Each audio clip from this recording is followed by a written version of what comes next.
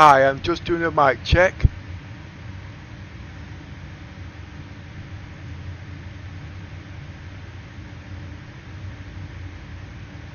I'm just doing a mic check.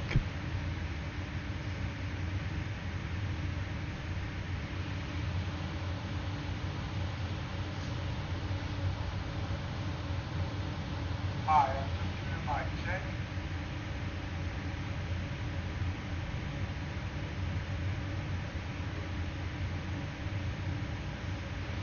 Well, everything seems to be okay. Well, I've been getting a lot of crashes. My PC's really turned down to the peasants 4K. I know this means nothing to you guys because some people are struggling just to get 2K. Well, my PC is built for the future, so I can play it today. I'm also building a PC of the future for the future of 10 years from now. That's for the PC at the end of the year. But this means upgrading the PC to what I've got already. I'm in the PTU.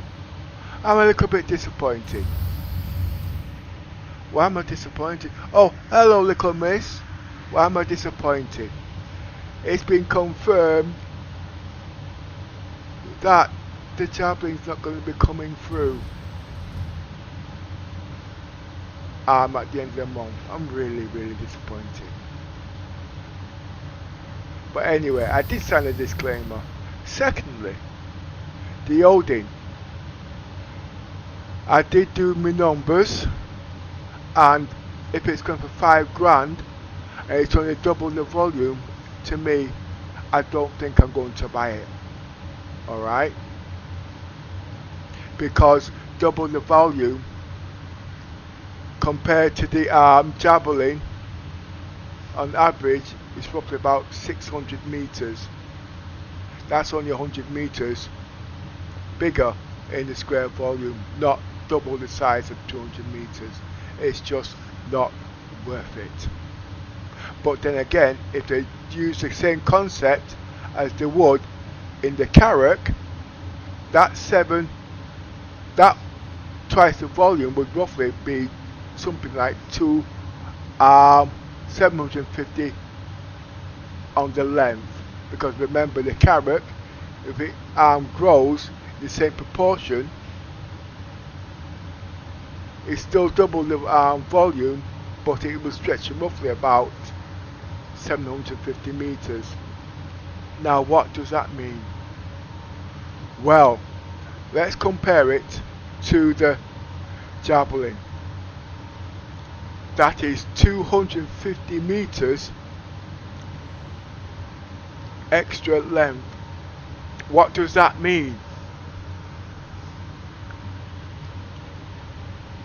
If the cargo bay, sorry, not the cargo bay, the hangar deck would be extra 250 meters. Remember, 750 meters is a big, massive ship when it comes to length. You could fit a big ship like a Carrack inside or a Hammerhead, making a very, let's put it this way, if you've got a warship like that and you've got ships like the Hammerhead coming out of the hangar deck, okay, it would be devastating. It would be frightening. You'd be running for your lives. Alright, now what that would also mean, okay, the Constellation, sorry, the what's the ship called? The Javelin, then they is stated to store a specific ship, but at a tight squeeze it could fit the Constellation ship in there. It's not built for it, but obviously if you look at this ship,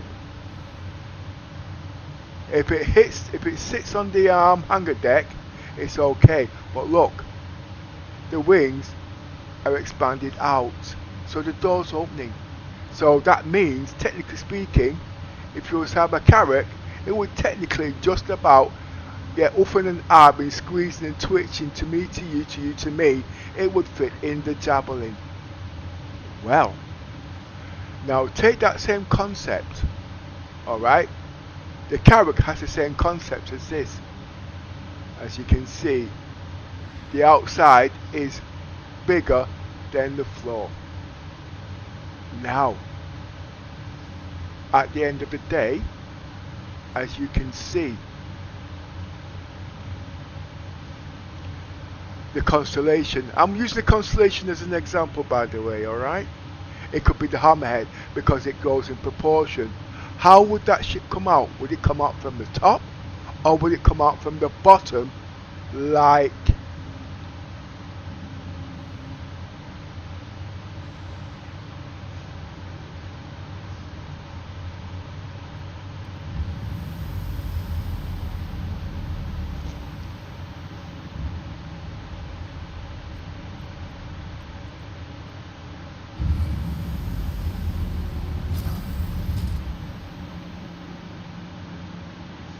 will it come out from the bottom like this?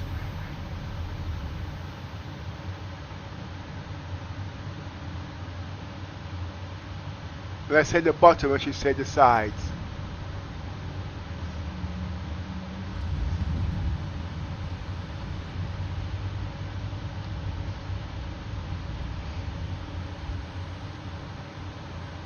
So that means it'd be like a sliding tray, like how those doors open.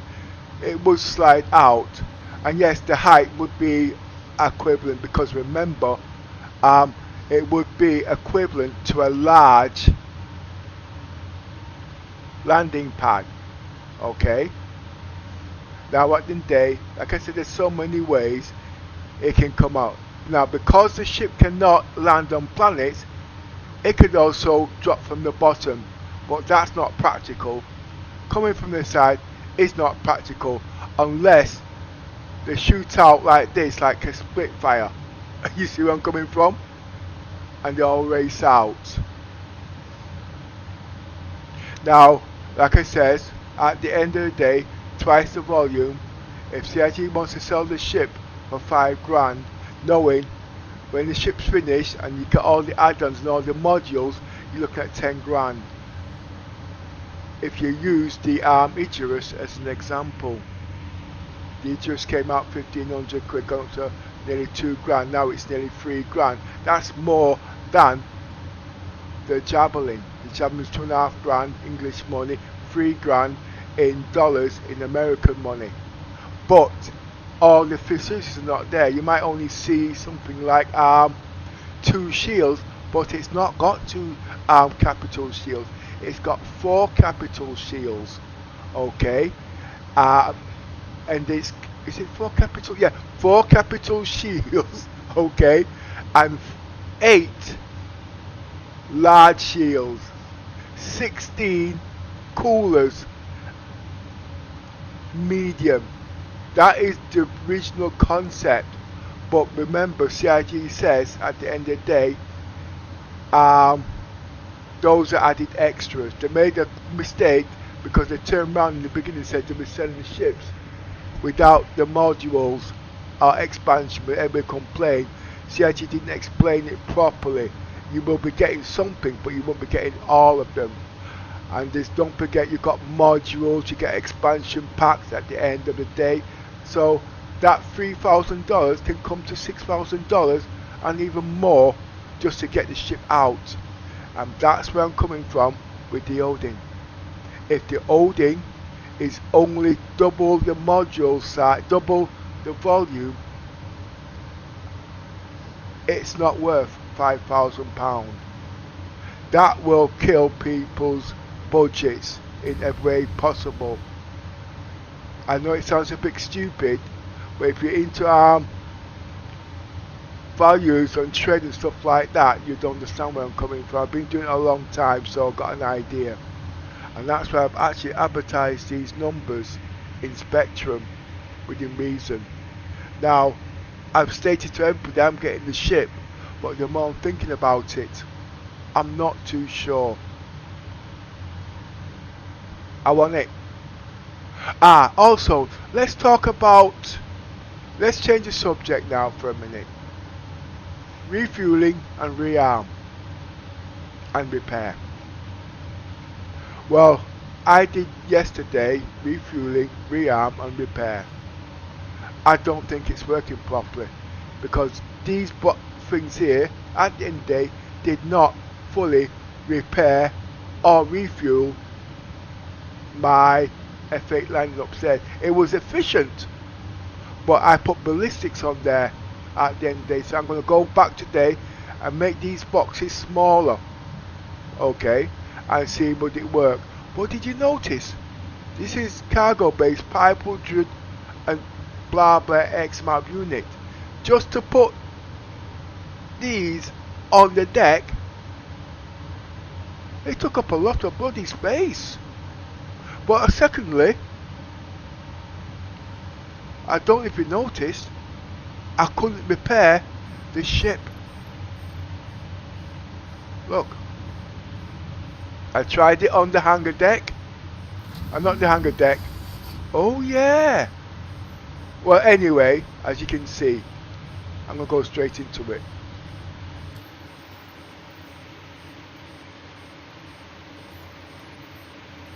Okay.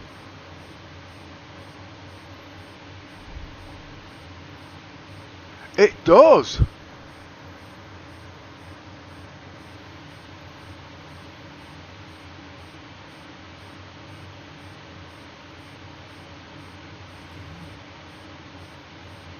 It does.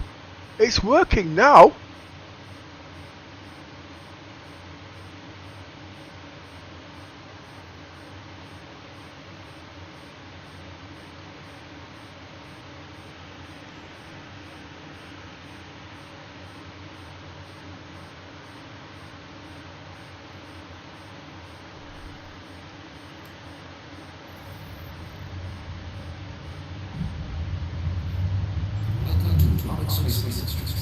Enjoy the system check.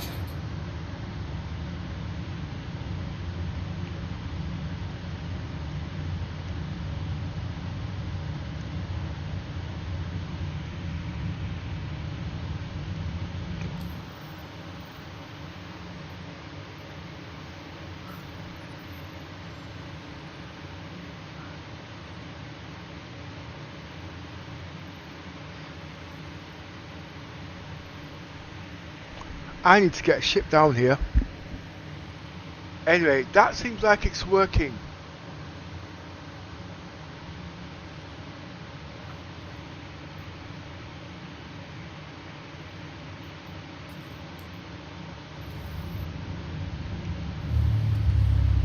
But what I was getting at anyway.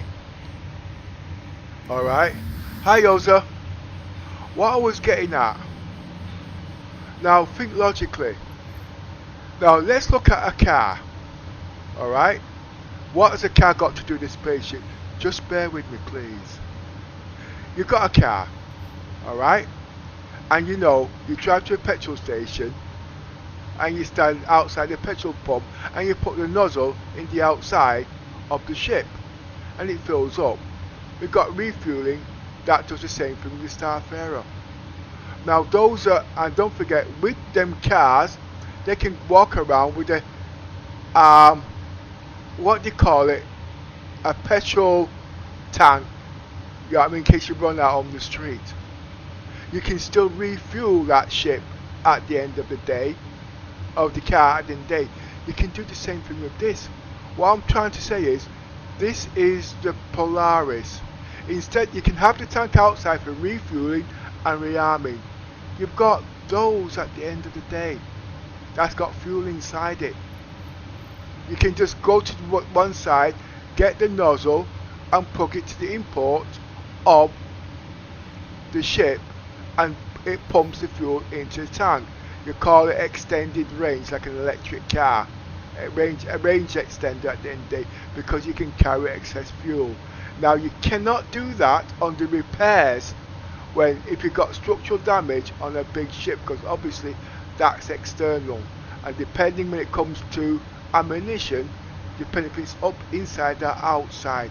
But ships at the end of the day that you can walk around in, okay, from when you can put cargo in there, you can travel with extra petrol tanks. I'm sorry, I have to say that, the range extender, and you can actually refuel the ship from inside the ship. Okay, you're going to sit with the car. You can't do the single flight because you're going to have to get out of it. And exactly. But this is a big ship. It should be able to do it. You know what I mean? And I think if you look at it logically, and not how everybody does things, it makes practical sense. Because when you're deep in the void, okay, your tank can only hold so much. Alright? And if you've not got enough to get back, you're in trouble. Now, most of the time, people are only running local. You don't need a billion size tank because that adds weight and drag to the ship. But if you're going out far, then yes, that is practical at the end of the day. So I do believe you should be able to refuel ships like this inside the ships. Okay? Because as you know, when you're going down to the countryside, etc, etc, even electric cars, they have got battery chargers like the Tesla on the outside. They run out of charge. They've got solar power, they've got this, they've got that, they've got, you know what I mean, extra batteries. I used to use them on my electric car actually. This is way before I don't need it now, you know what I mean? Because anyway, that's giving you an idea. But what I want to do, it looks like this works, okay? But that needs more testing. But I'm just going to go upstairs, okay?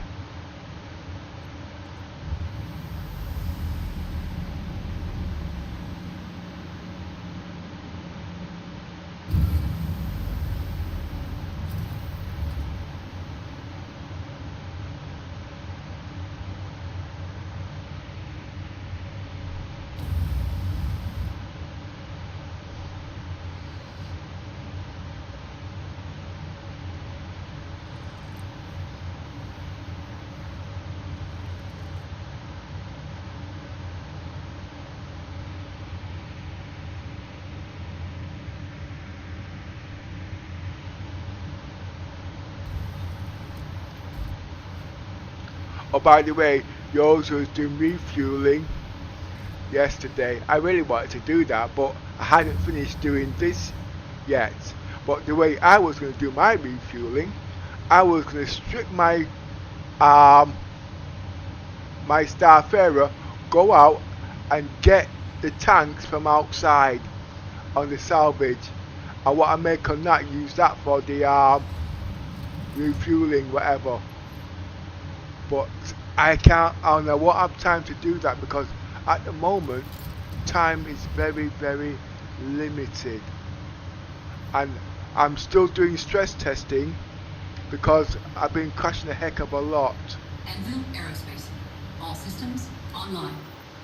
Now it's not CIG, I believe it's my system. It's not perfectly balanced yet.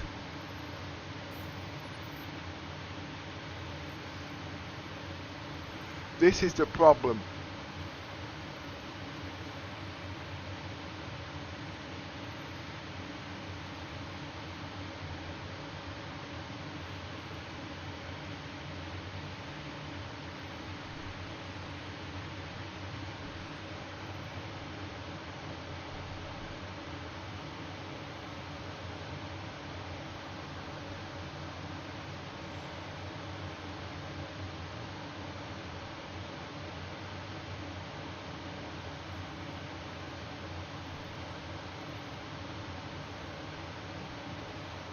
I can't understand why it needs to be repaired.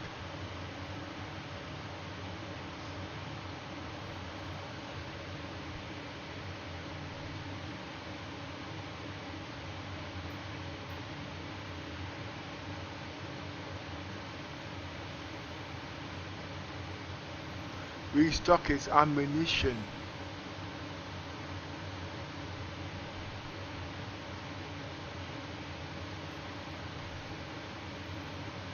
One thing I didn't do yesterday, I didn't actually launch off to see if I could actually get the ammunition to restock on the Polaris.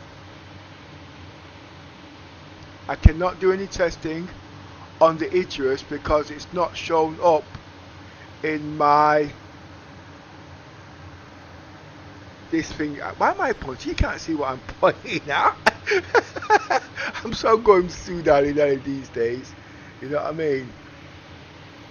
But I'm going to do as much as I can with the Polaris.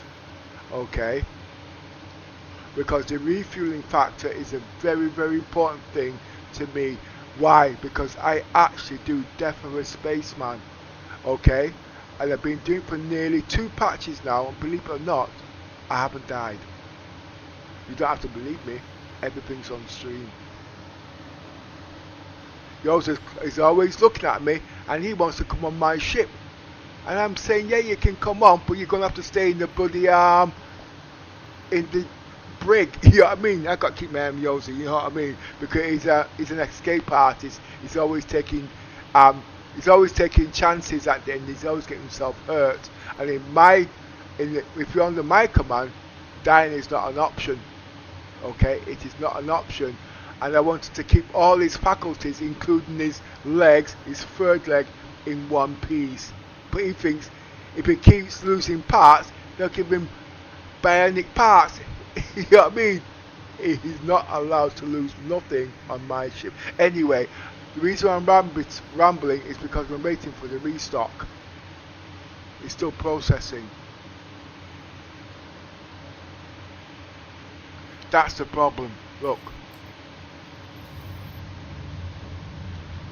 You see, these things here is still on 0. It's not registered. But what I'm going to do, I'm going to just take off quickly outside and see if I re-land back, does it fix itself. Getting out the seat.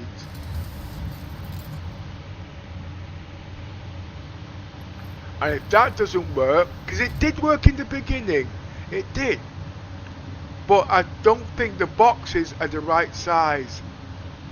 So I'm going to get rid of all them boxes and put smaller boxes, and just says CIG can't count to 10. He thinks if he's got a big box, it's 10 units. If he's got a small box, it's 10 he's got 10 bullets. So 10 bullets in a big box, 10 bullets in a small box. He's still read as 10 box, but it's not. 10 boxes are massive.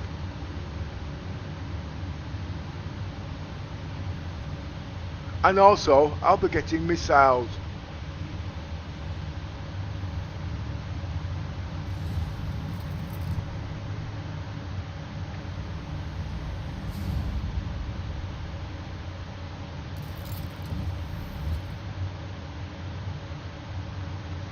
Okay. Engines on. Engines online. Bottom fuel is at 100%. The fuel, it works.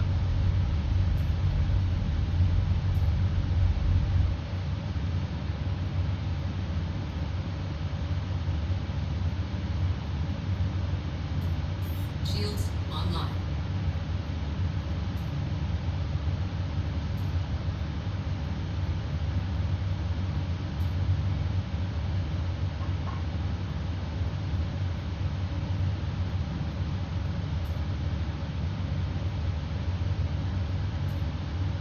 I'm just balancing at the moment, okay?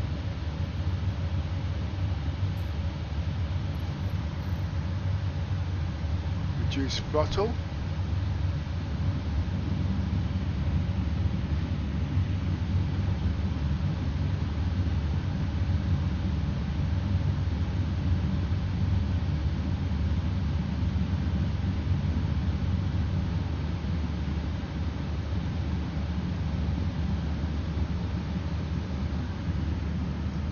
Raise landing gear.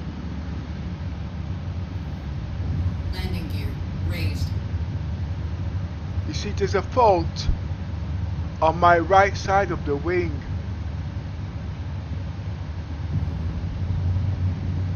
So that means it might not be repairing properly.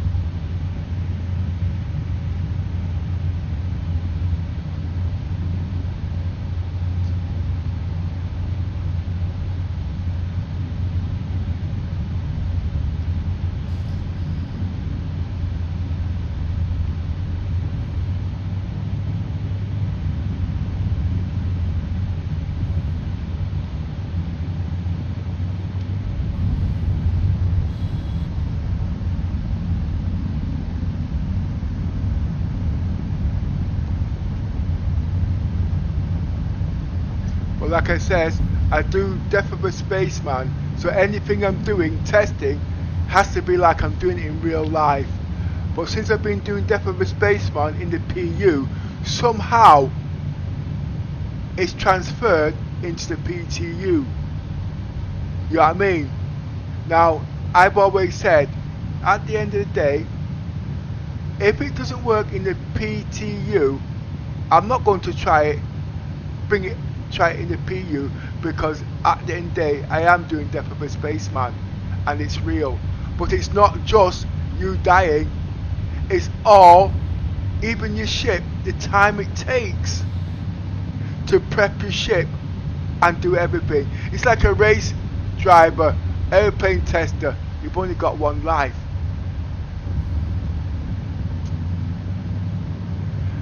And yes, persistence is working in the game, but there are rules. You've got to try and get back onto the same shroud if you have a crash or whatever.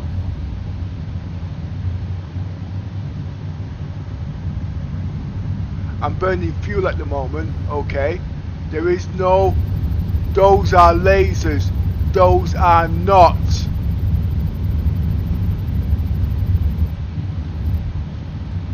ballistics. The ballistics have been used out.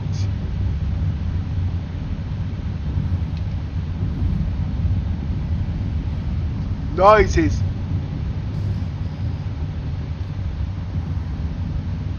Have been used out. Those are not. I have got countermeasures in there, but none of them seems to be working.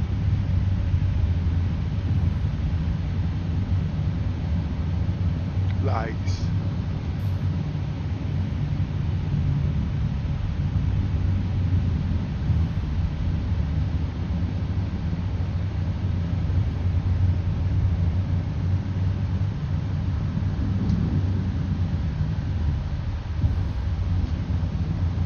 I hope my Toby eye tracking is not making you guys go see now, okay? Yeah, my Toby eye does work.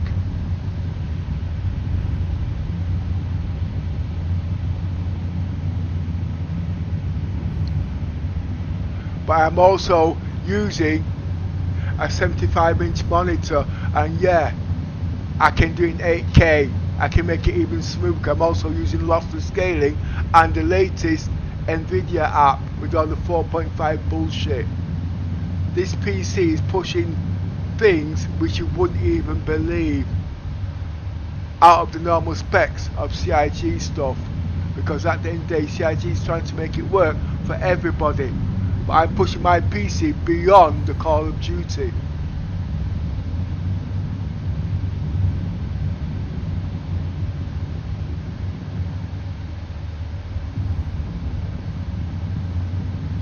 I am in 8K at the moment, and I am in medium resolution. So the quality of the graphics is not that high today because I just got sick of the crashes.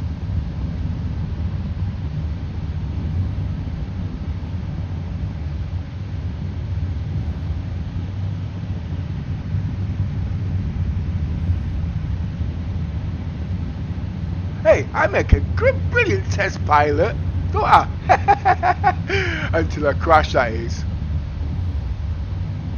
No, all the time I'm conscious on perma-death, so I won't be taking them chances.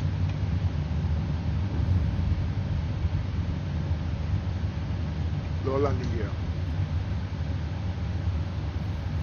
Landing gear deployed. Raise shields. Shields offline. Shields online.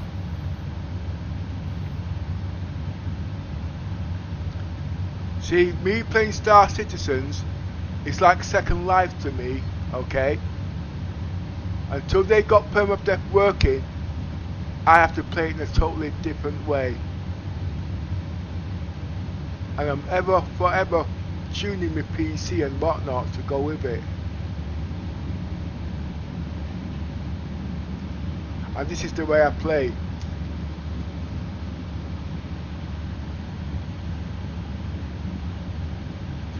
What makes it hard is because I'm also a content creator, so everything I do is on stream. Now this is not what everybody's used to at the end of the day. They're used to action packs and cutting and all that lot. No, mine's live and direct, uncensored, uncut, because I also use it for references when I want to call myself a liar. That didn't happen.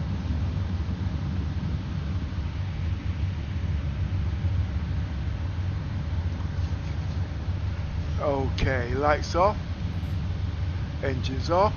Engines offline.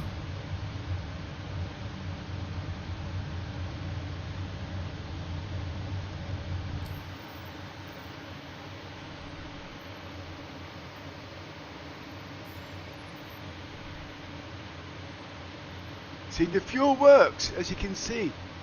Look.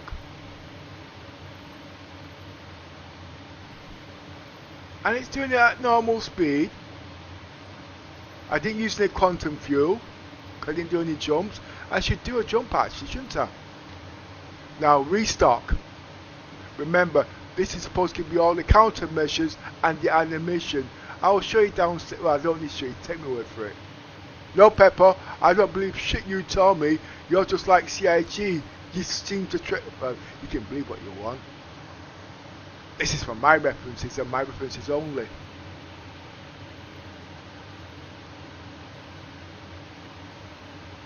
Now, I'm taking the piss, by the way, you guys. I'm just taking the piss. I have to insult somebody.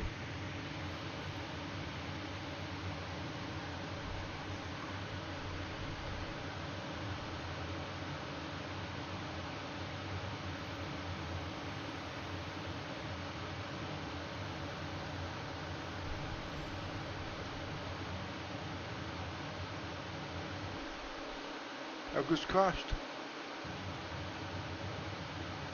That is what I don't get. I have just crashed. I know I've crashed. You see? Now, I know it's not the PC. It's something within the game. But until I can find that out, I'm not going to know. But that is one of the reasons I'm still talking at the moment, okay? To let you know that I'm still here. I am now loading back into the game, okay?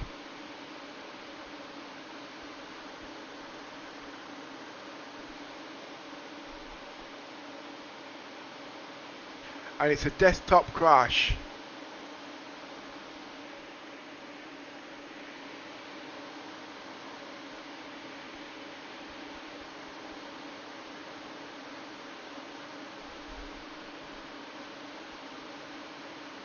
But then again, like I says, I'm not to know.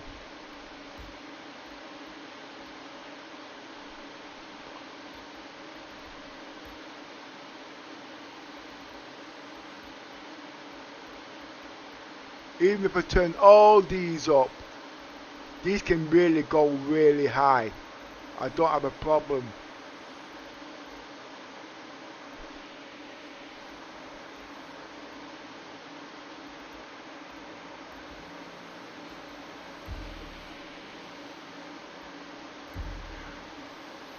But then again, it could be that I'm in Stanton.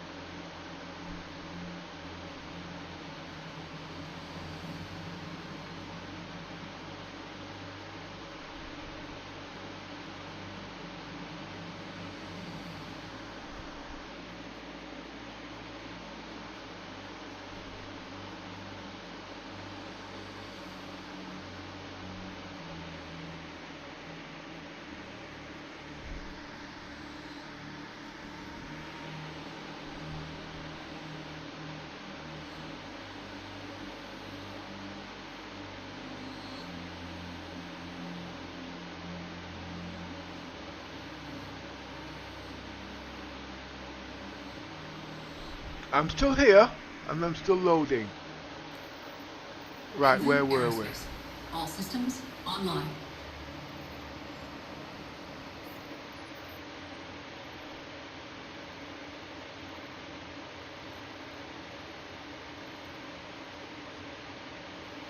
Now, I will go back, and you see, the tarantulas are ballistic. They are not loading.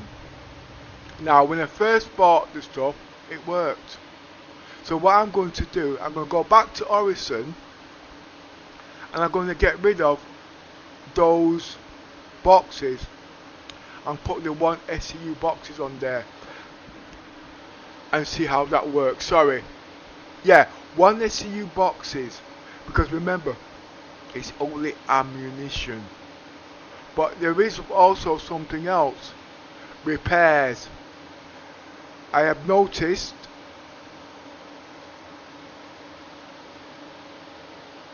that the repairs are not working properly either, because if you look at the side of the wings, it's not showing. Engines off. Engines online. Engines offline. All systems offline. So Orison, I'm coming right back at you. Ooh, that is loud.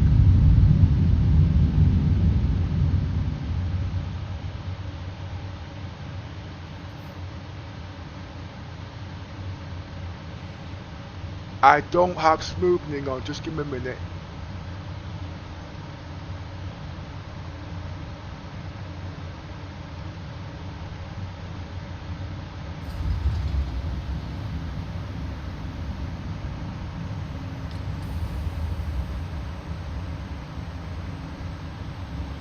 You can tell there's no smoothing. It'll come on in a couple of seconds, you see? That's smoothing. That's because I'm running lossless scaling on top of the NVIDIA app. The NVIDIA, yeah.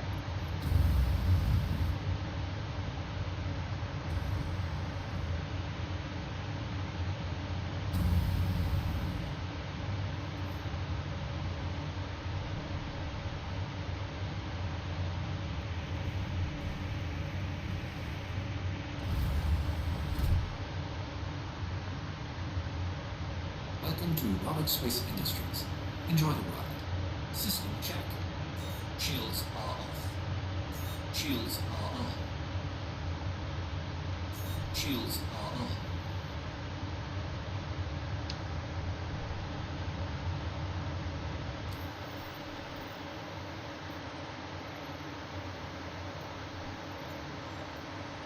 Orison. Oh.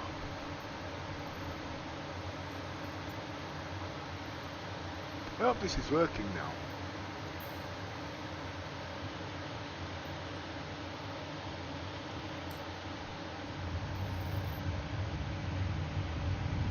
Shields are off.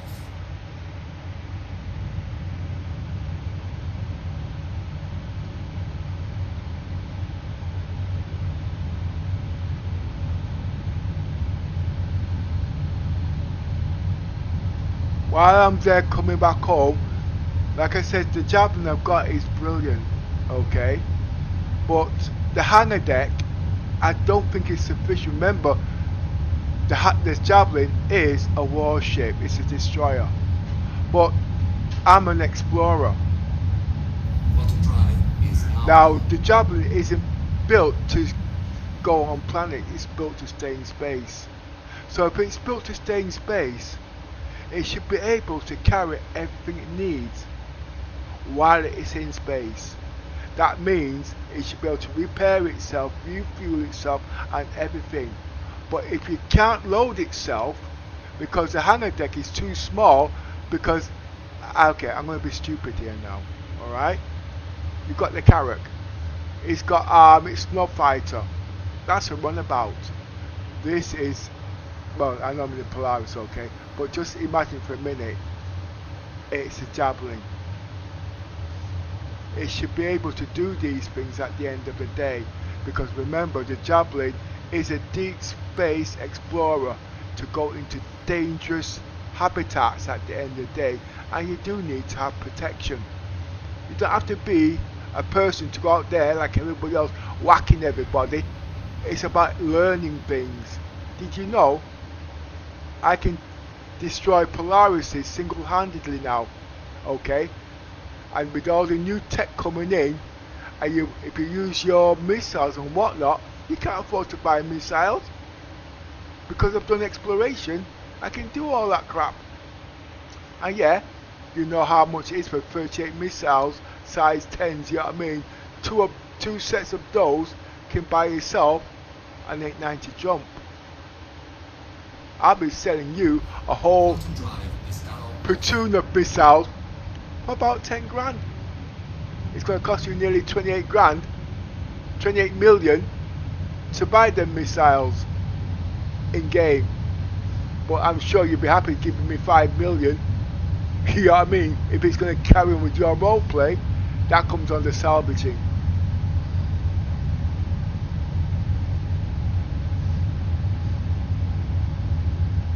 shields are on.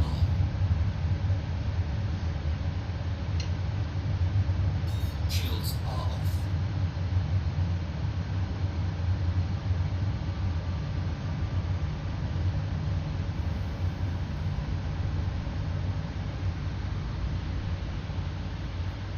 I tried doing missions yesterday.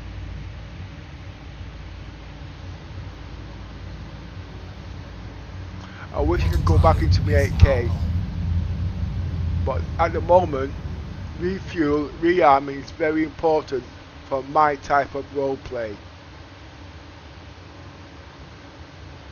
Because I do perma death, it's very important.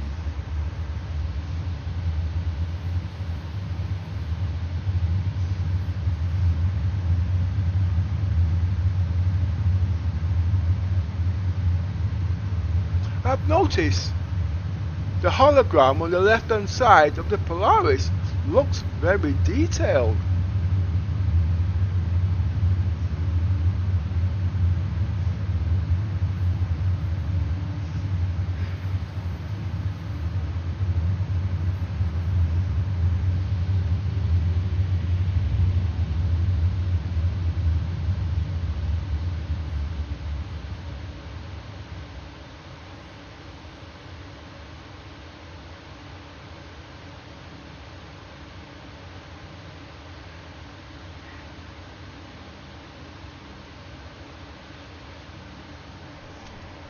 Quantum drive is now off.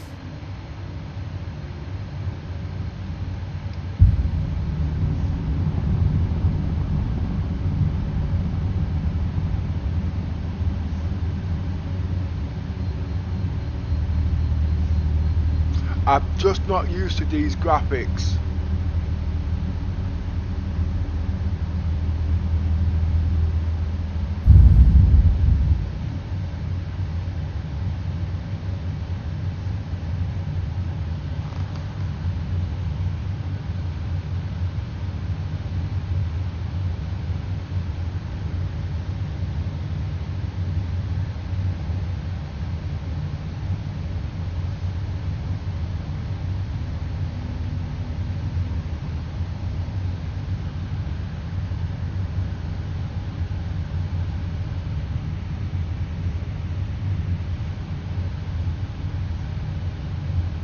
So when I get back to camp, okay, I will be taking those boxes off the ships, and I'm going to be using the 1 SCU boxes just to see if they have miscounted things. Because 32 of them 16 SCU boxes and I can't use them is a waste. But remember, if that's the case, when I go into the live, I won't be using these big 16 SCU boxes because at the moment it's not working properly. If it's supposed to have 1 million bullets and it's only showing 16 bullets, I'm wasting space.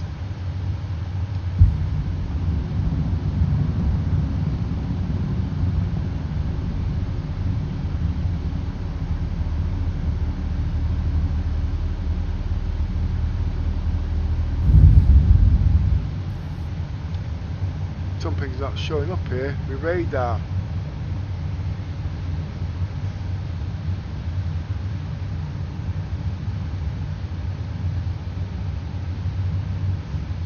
Yeah, it's working.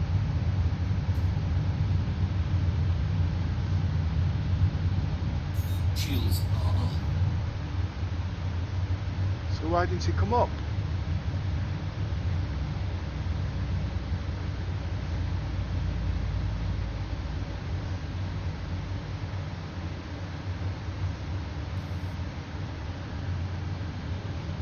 Docking request approved.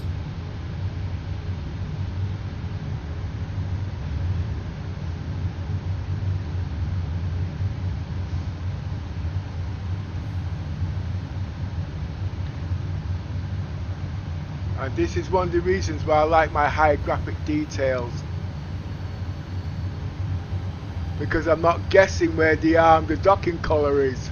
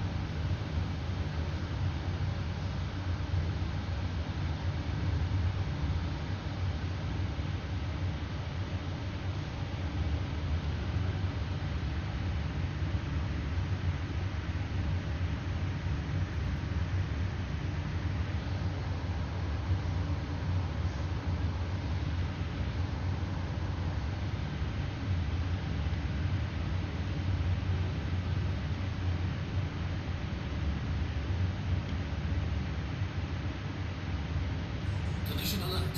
Halt.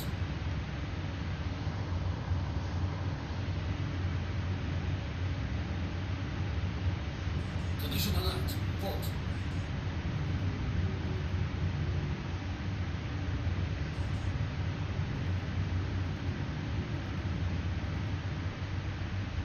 Collision alert. Rear.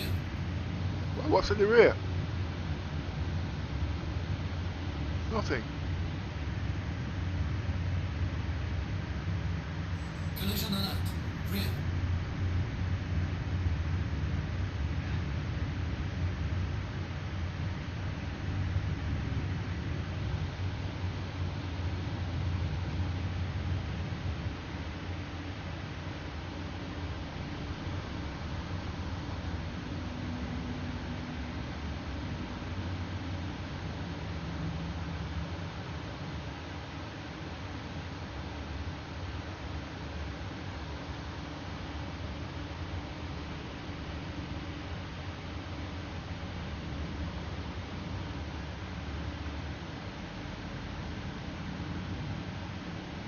Why is it not landing?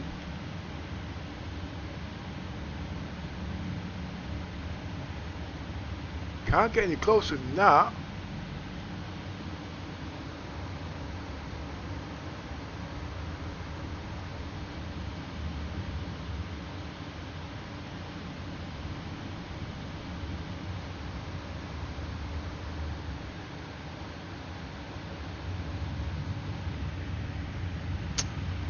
Oh boy.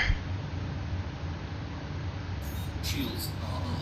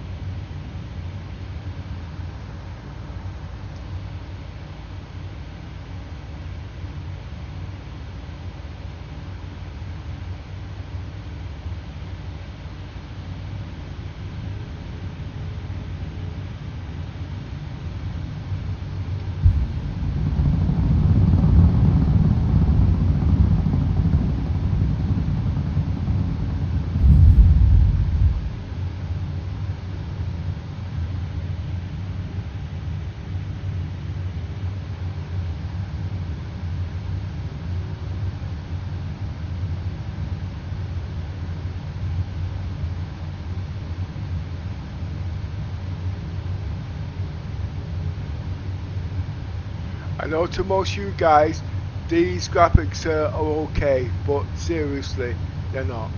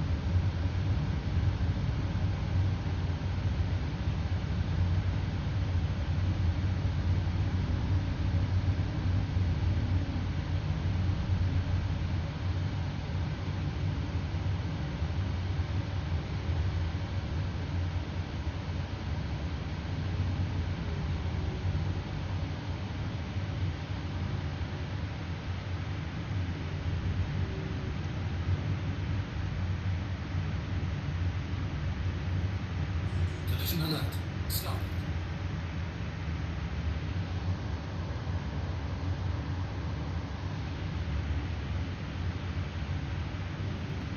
Collision alert.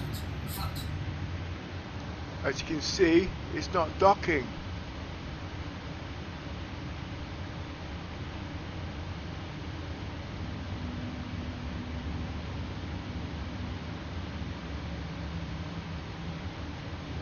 You see where that X is?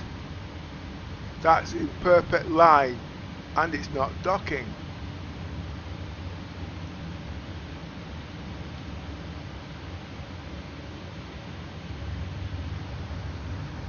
Grimhex it has to be. Collision alert. High.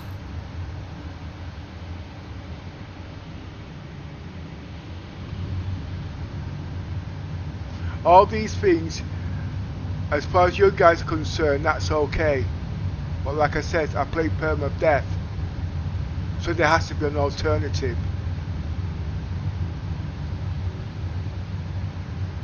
Shields are on.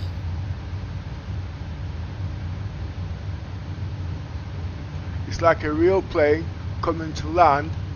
If they can't use the runway that they want to use, they've got to check the fuel, they've got to know alternatives. Well, the next place for this, like I said, because of what I want, is Grimhex. Does Grimhex have the things they need there? I don't know. The reasonable alternative, I can log out and log back in, because remember, what I do believe is causing this problem is the desktop crash. But at the end of the day, does Grimhex have an admin center where I can buy the refueling and the things that I need? Don't know.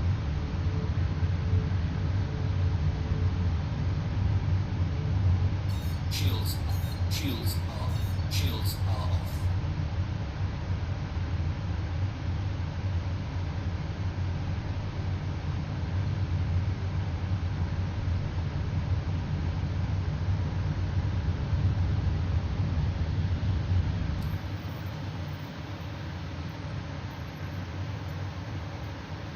Um,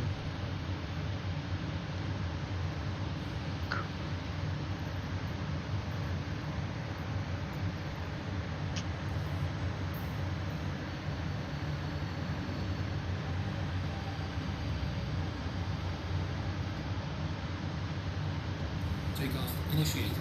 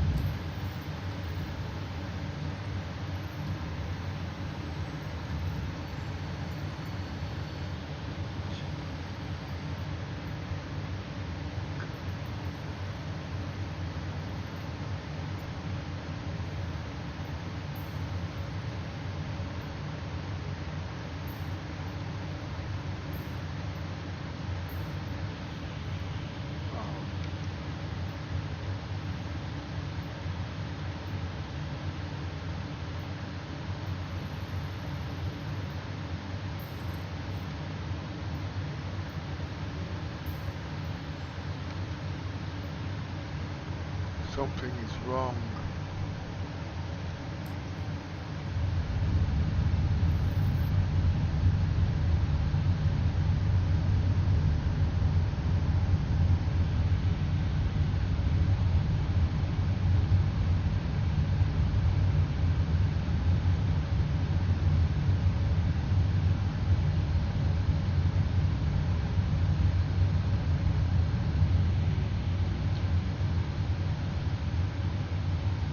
Quantum drive is now on.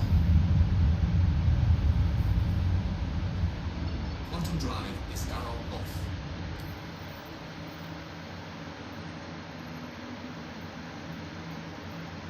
All this messing around just to land at the station, eh? GR.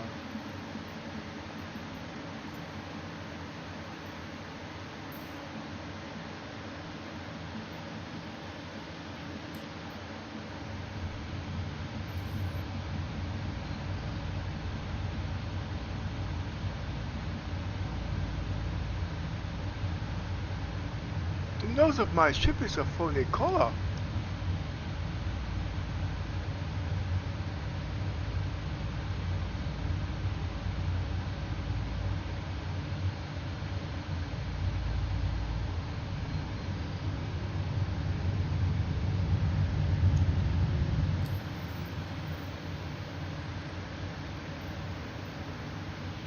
See clear.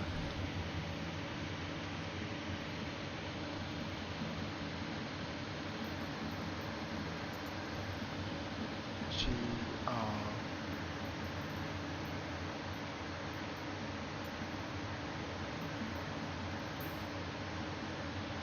Oh, time 2. Okay.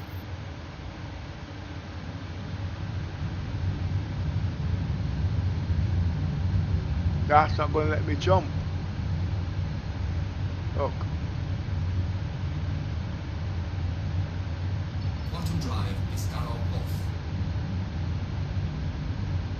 This is what I noticed yesterday, but remember we're in the PTU. I need a not. Is now I've got to find an alternative. Everything's not working for me at the moment.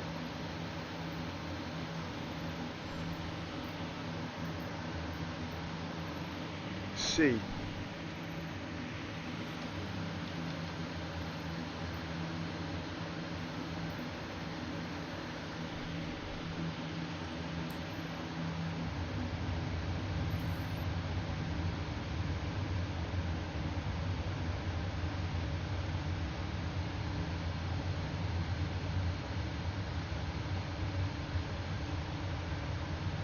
Quantum drive is now on.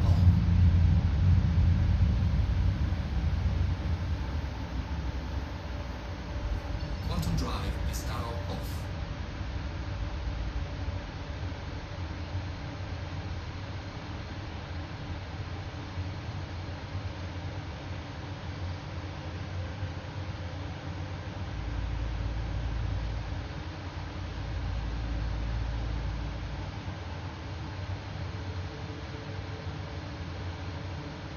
This reminds me when I started playing in 2017. This is a long way of going about it. Quantum drive is now on. They call them workaround in them days. Quantum drive is now off.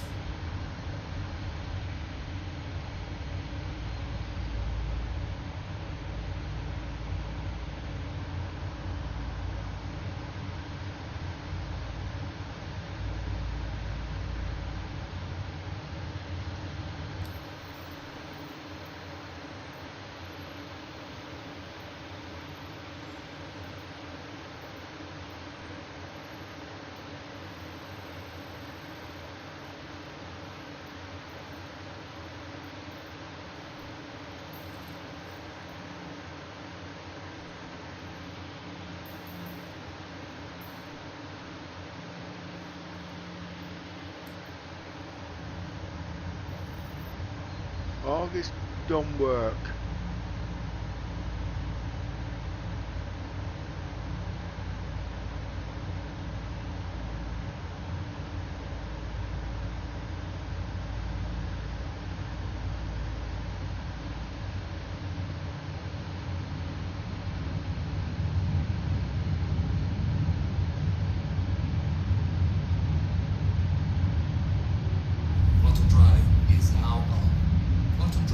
is cut off.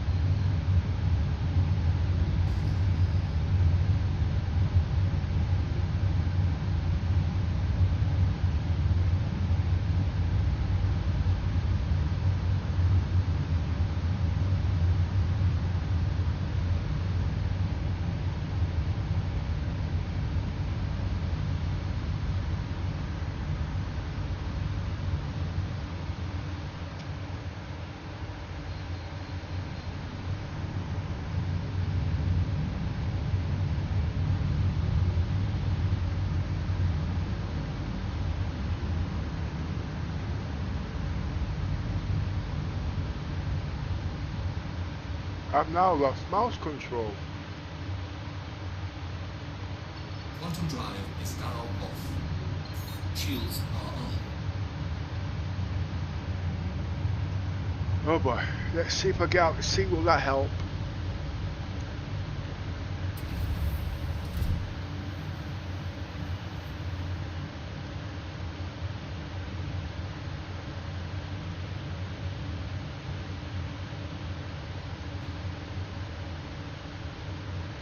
This is not a good time to be breaking down.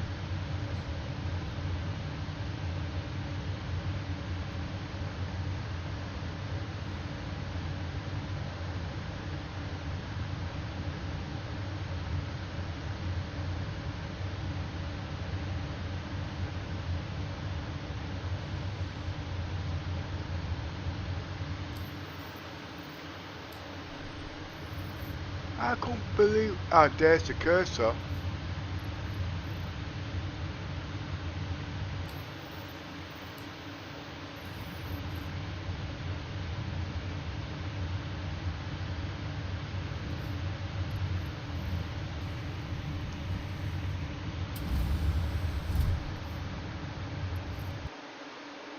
There's the crash.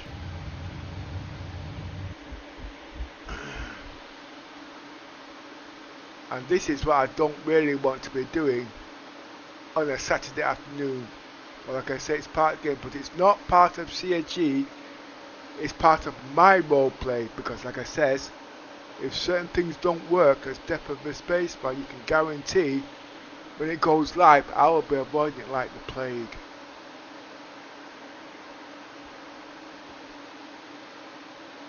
And I don't usually have this problem, that's just it. But the reason why I'm in the PTU, because I do want the rearm and the refuel.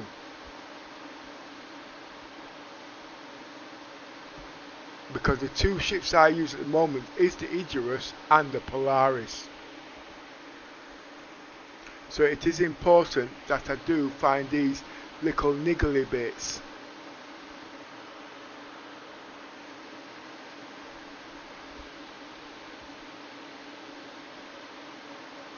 I just hope CIG's, I can't say reasonable with their pixels, but they can't be selling the Audi for £5,000.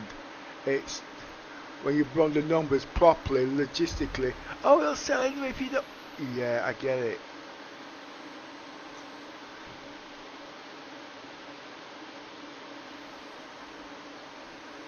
But most of the people at the moment will be melting their ships to get this.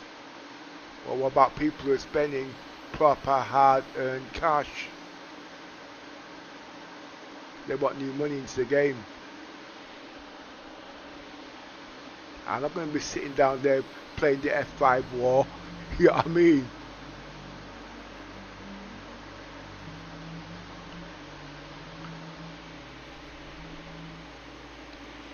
I'm just trying to reload at the moment. But what I'm going to do this time, once I've got into the game, I'm going to log out and then log back in by the bed and hope that fixes things.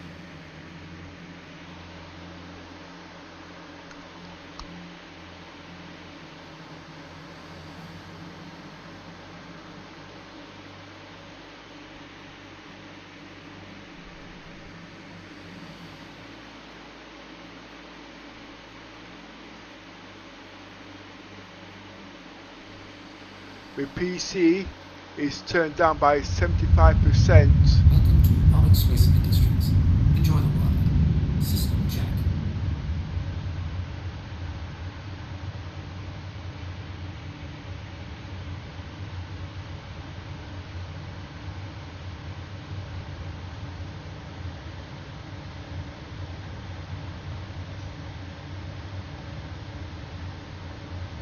Okay, here we go.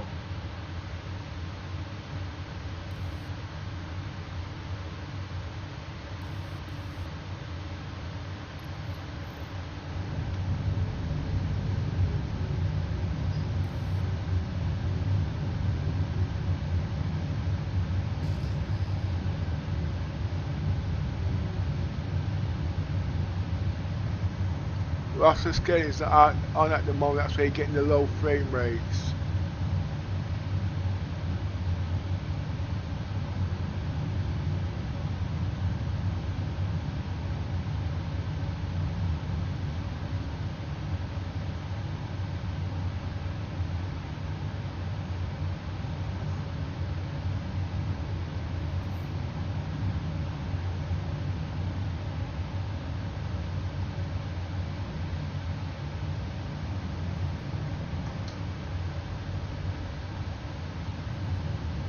Collision alert. Front. Landing gear deployed.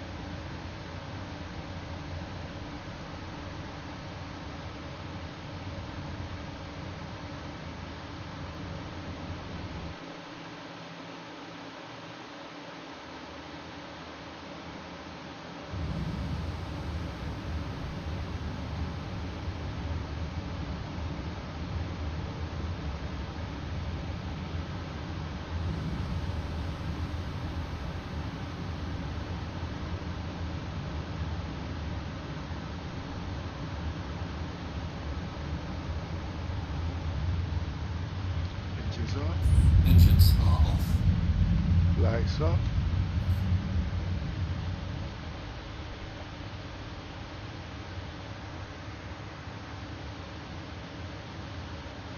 Open all doors.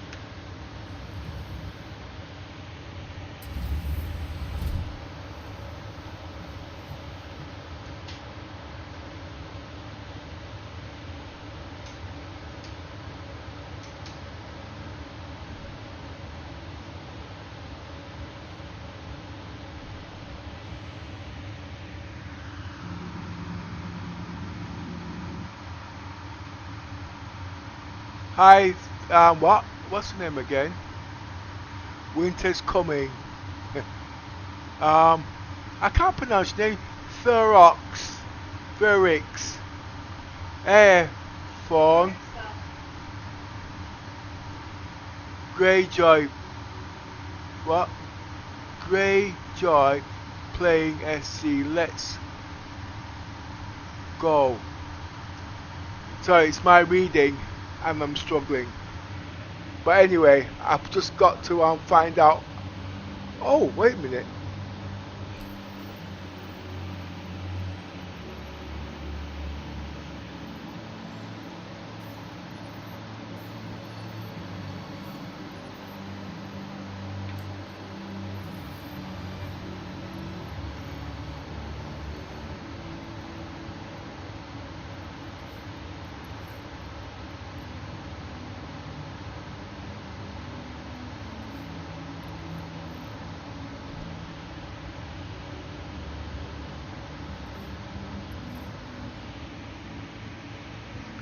Right.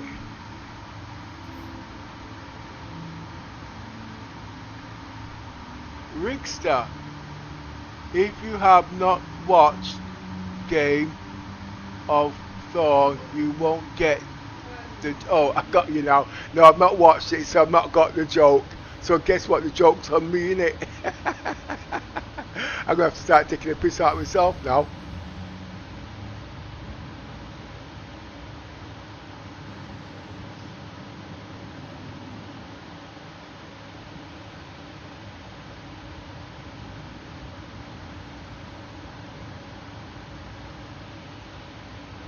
Well, what I'm going to do, because like I said, I'm not saying that the refueling, the rearming is not working.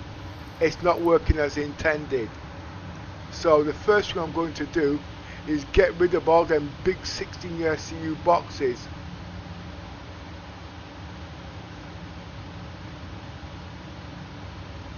And use the 1 SCU boxes instead. Now, oh gosh, hey, that's a heck of a lot of boxes I'm going to be loading. I wonder, does anyone know if we can use the Ox yet? I mean, is it free in game to buy?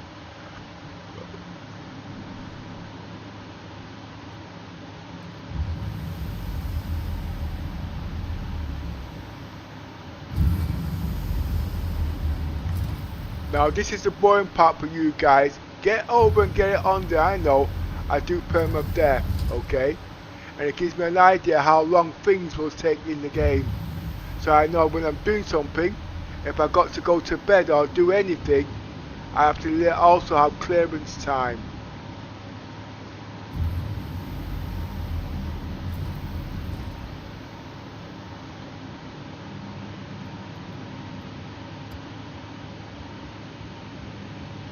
Oh, okay.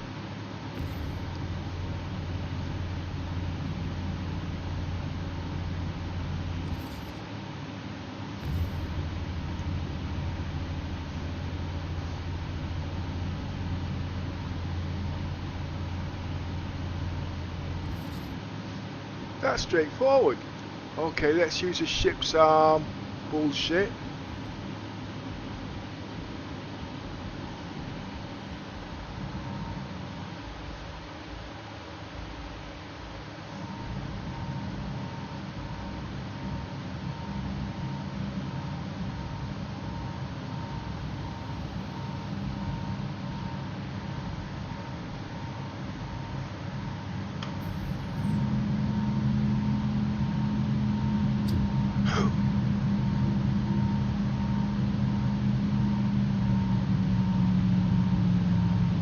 Well, these seems to be working.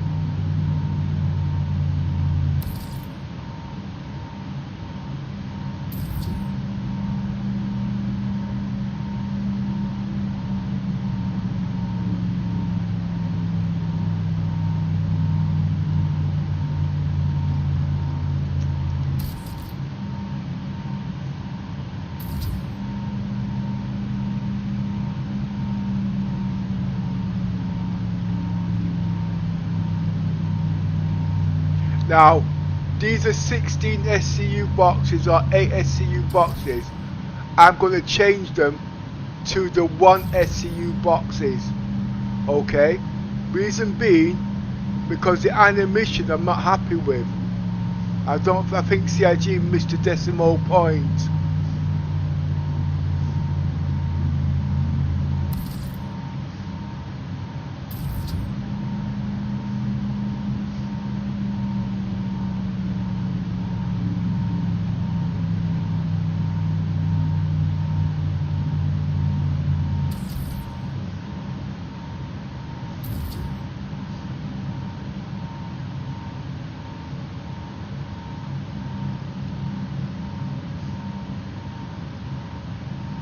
Well, these seem to be moving a lot slower actually.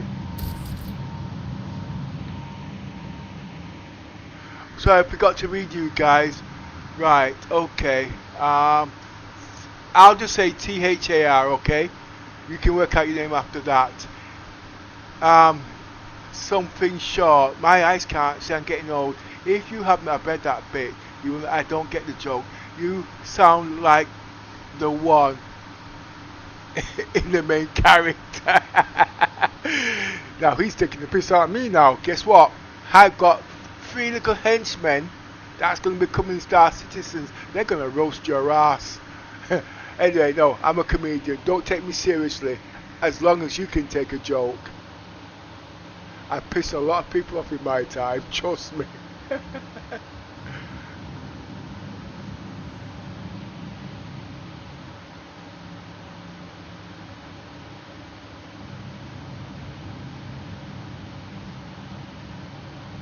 Right, I'm going to be changing these boxes now to 1 SCU boxes. I've got a funny feeling CIG's using these 1 SCU boxes, 8 SCU boxes, 1 SCU boxes. Oh, work it out please. And I am in low quality graphics, okay?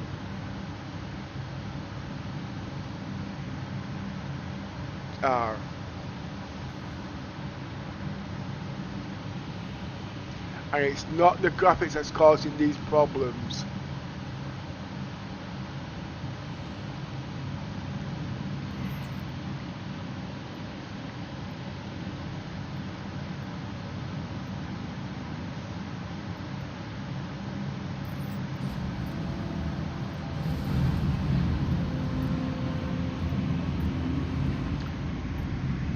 By the way, you guys, remember, I'll always say this more than once, I don't do short streams.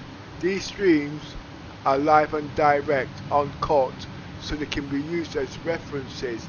And it doesn't mean you have to sit here for 8-15 hours, you go away, you come back. And sometimes I get time, I will timestamp certain things. So just put a thumbs up if you don't like what I'm doing. That's me taking a piss again, mind you, okay?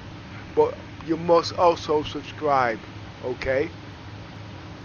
I've always got something new to tell you about CIG. I've been playing the game long enough to know all the bullshit that's going on, and none of these will agree with what I have seen in the game.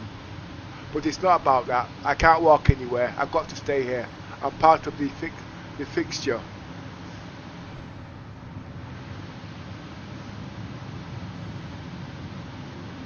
Can't wait till the end of the year. Can't wait until I get my VR. Somebody have a talk with Pimax and say, look, they need to do something because they're going to be losing a lot of things very soon. A heck of what's happening here.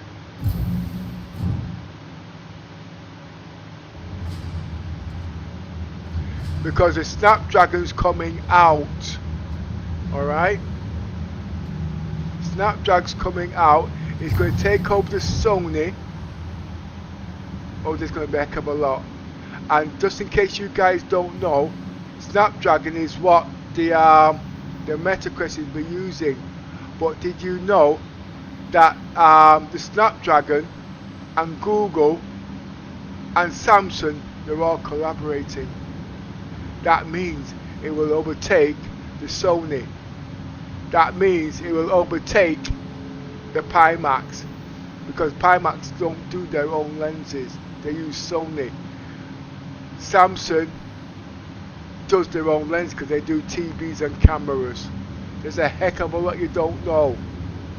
And Pimax is actually behind on its tech. No, not Pimax. When Samsung came out, the XR, they was only testing the waters. They say they're going to be doing something in June so we can get the new tech in the next few weeks. I don't believe that for 1 minute.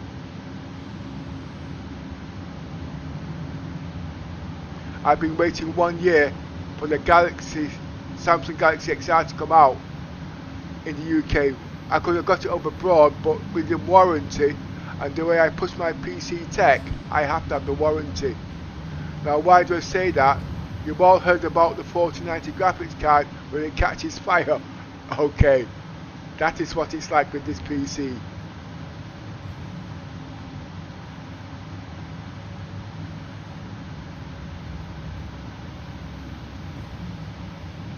happened here?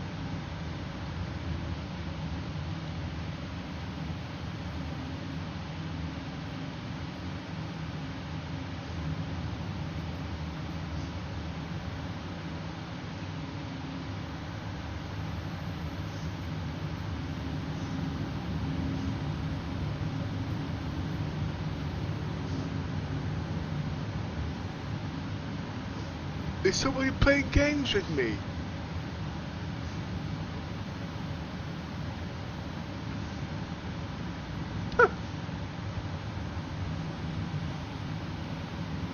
Okay, let's just say it's a desktop crash and after shit ain't working, I'm going to have to log out, then log back in and see if it clears the matter. Right, let's see, while that's doing that, let's see what's happening here. If you have not watched a bit, what the, whoa, okay, frames are more important than looks. Yeah, I agree. Can you get 1000 frames a second? I can. I've done it. And I've done it in 8K. I prefer to undercut stream. Yours is getting in the act now. Here's a thumbs down from me. Because miss, you need to give yours a kick up the butt. You know what I mean? And then stick his thumb up where it's not supposed to be. I've been playing since 2017. Does that mean you're older than me?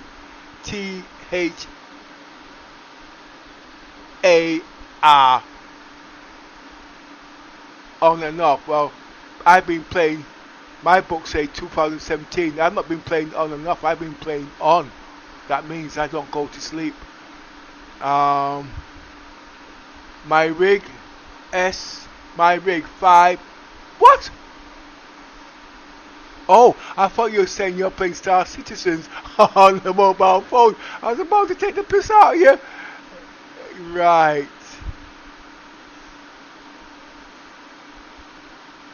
Do you want a slap? Oh, that's the commiss. The commiss likes slapping people, but she likes to be slapped on the butt. Anyway, let's get this going now. 1 minute. You guys, please don't take me as an insult. I'm always insulting somebody, okay? Poor Yosa. He doesn't say much these days. But when he first came here, he had a bigger mouth than me. Oh, God. I had to get that in. I'm keeping it clean. Oh, gosh. Now, I've been playing since 2017, okay? There's a lot about me you don't know. A heck of a lot. There's a lot about me you don't want to know. But I don't just play the game for a couple of hours. I can be on for 18 hours straight.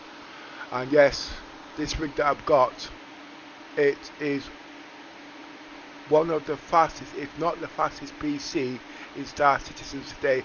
Yeah, I know you're going to give me the third degree. I'm not even going to go there. If I told you I can get 8K on this, you're not going to believe me. If I told you I can do 1000 frames per second in 8K, you're not going to believe me. Alright? But if you go back on half the streams there, it's there to show it. And people don't believe me. Anyway, let's get this shit rolling. 1 minute. But I don't know if it's the PTU. No, it's not the PTU. There is something on my PC that's pushing too much. And yes, I am using the NVIDIA app. I am using lossless scaling. And yeah, it works.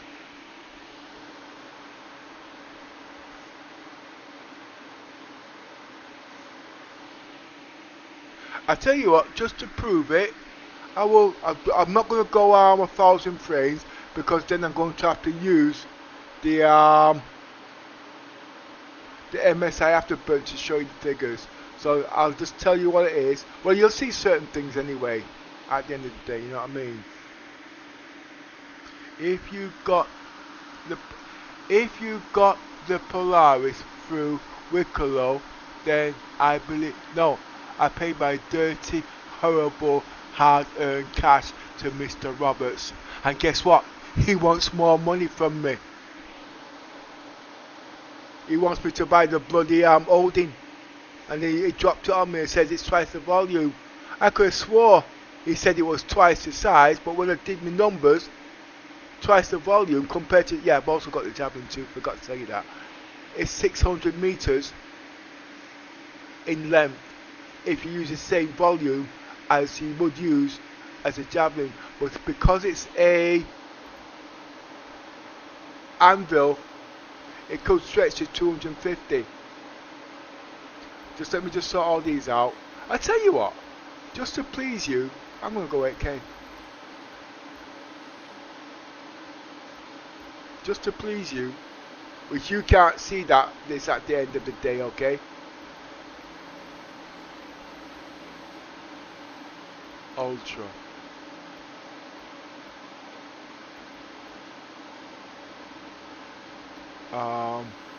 Medium.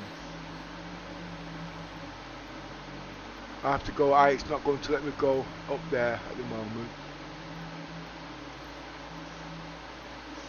Now I can go ultra.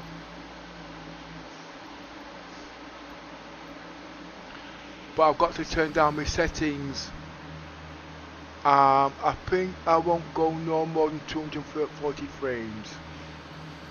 Reset.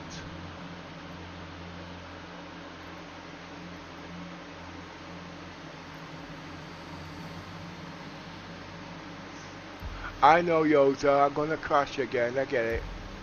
No, like I said, there's something in the PC it doesn't like.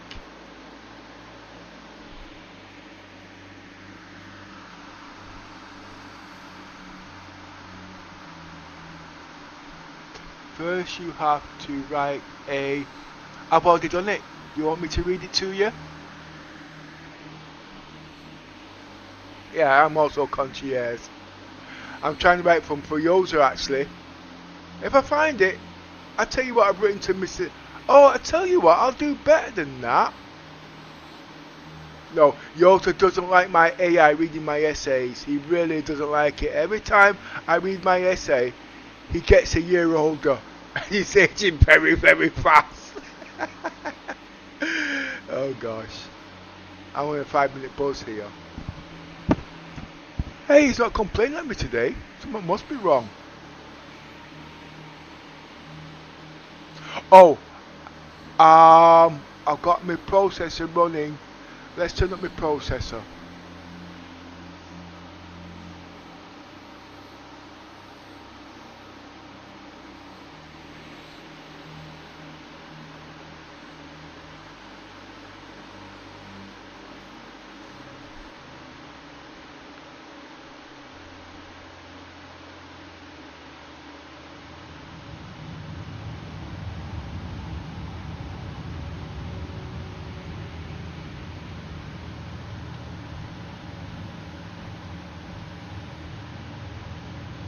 I think the reason I'm having these problems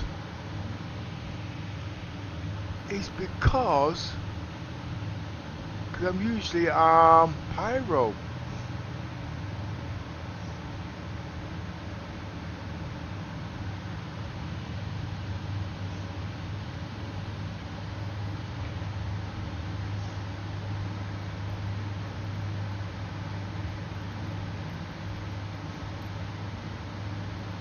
Now, just in case you guys are wondering, I am in 8K and everything's maxed out.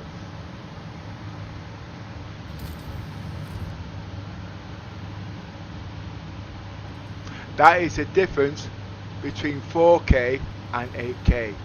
It's not about the smoothness of the graphic, it's about reading the text. And I am actually in HDR. Okay? But the problem is, you're getting this at the moment in 30 frames per second, not 60 or 120. I've scaled mine down actually.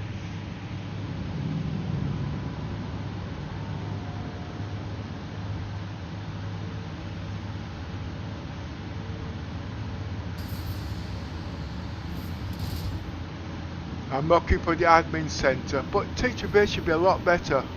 But I know you can't see. Your eyes must burning. Somebody called the fire brigade.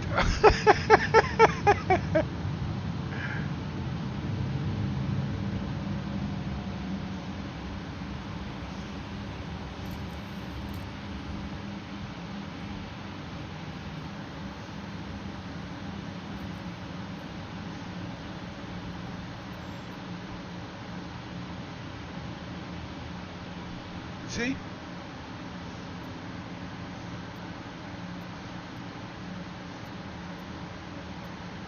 Grim Hex.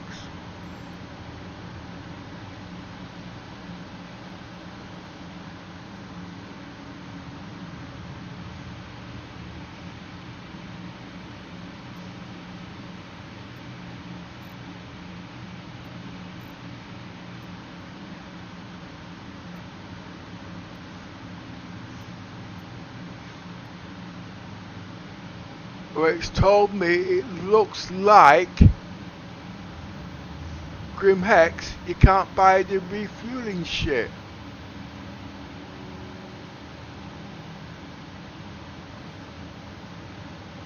Or am I at the wrong place? Come on, Yoza, I know you're spying on me somewhere.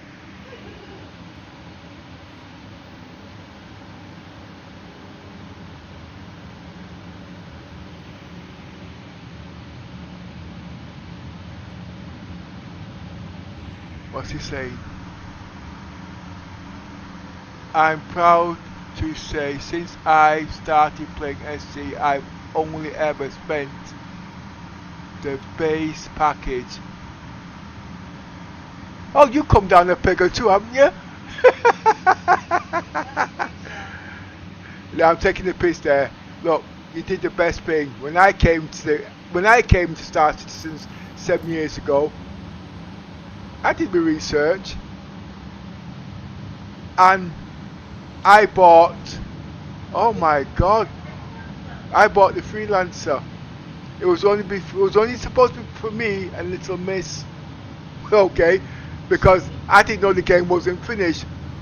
Woe fool me. So then I went and bought the, I upgraded from the Freelancer to the Cutlass Black. Bits started dropping off it. I said, I don't want that shit. Oh my word. And then I went for the Constellation. And then I said, I wanted friends. Oh my god. Everybody had a button on me to shoot me. And from that, they had me buying ships. Buying ships. Buying ships. And then one guy turned around to me and says, you got all them ships, Pepper. You can donate them. I says, I spent all my money. Why would I want to give away my ships? CIG's the one that's giving away all the friggin' pixels. And I heard one guy, oh god, I can't remember, said yesterday, he bought all his ships and he was giving them away. And he could, the biggest ship he's got in the game at the moment is Attack. How much did he spend in the game? He spent nearly 20,000 in the game. 20,000 he spent in the game. And all he's got is Attack, and he's a streamer. But those are the stories. I've got my ships, and these are my ships. Can you see them here? I don't melt, but I have melted some by mistake. Okay, those are accidents. Oh, no, well. No, they're out in the base station there, okay? Unless I go through the journal, go through the assets. This is not working after bloody time. Anyway, you got an idea. Got nearly 20,000 invested in the game. Where was it going now? Let's see what you've got. I'm happy. Yeah, but like I says, all my stuff I got is, but they're supposed to be LT and giftable. Okay, that means I still have the options to sell them or give them to the grandchildren. And then CIG went and dropped something on me. You're not allowed to give away your packages. You're not going to turn around and put £20,000 into the game and they tell you you can't do this. You'd rather go take that money and do something with it. And see, and Mr. Roberts, I call him Mr. Roberts, he wants me to give him, I'm not going to say 5 grand, the ship's not worth 5 grand, alright? It's not double the size as a Bengal. If it was a Bengal and he said 5 grand, I'd snap his hand off, okay? Because when CIG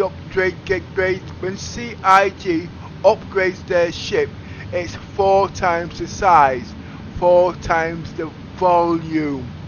Alright? Start from the Polaris, then to the Icarus. You might see it in the length, but it's not, you've got the height. I tell you what, you know what? I'm talking a lot of shit here. I'm just going to read it to you. Just bear with me. I'm going to find it.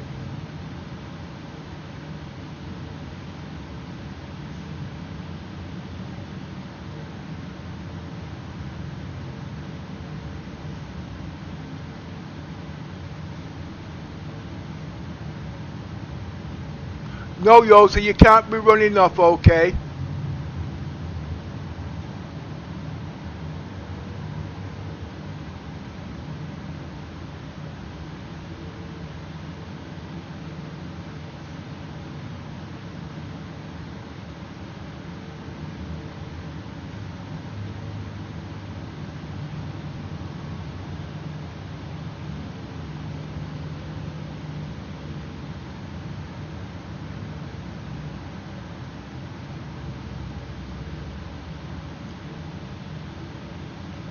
Okay, here it is.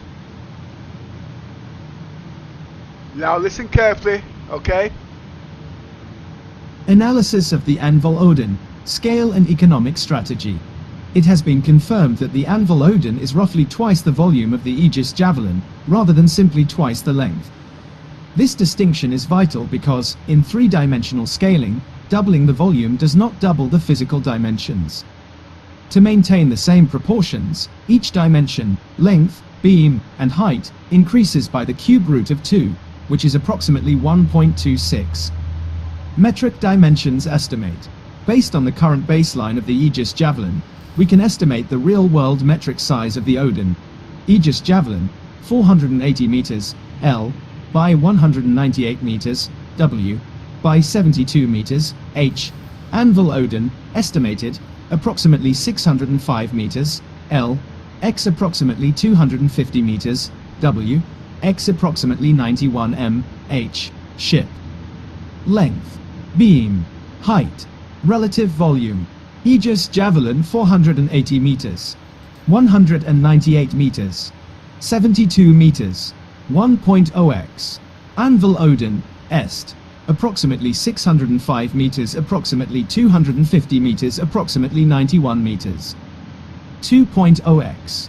At approximately 605 meters, the Odin would be nearly twice the length of a modern Gerald R. Ford-class aircraft carrier, 337 meters, and roughly half the size of a Bengal carrier, approximately 990 meters.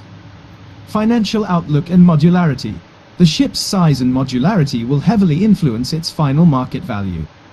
While speculation suggests an initial price point between $3,500 and $4,000, the total cost to spec out the ship will likely be much higher. The Idris comparison. Cloud Imperium Games, CIG, often employs a strategy where the base ship is sold at a lower entry point to encourage initial purchases. However, when modularity and add-ons are factored in, the price can nearly double. An Idris may cost nearly $2,000 base, but with secondary additions like specialized weaponry, the total can reach $3,000, surpassing the base price of a Javelin. A Javelin purchased for $2,500 could easily require another $2,500 in modules and equipment to become fully operational. Conclusion. By the time the Anvil Odin is released and fully equipped with its intended modules, the total investment will likely approach $6,000. CIG is smart. They may set the initial entry price lower to attract buyers, but the true cost of a finished Odin will reflect its massive scale and modular complexity.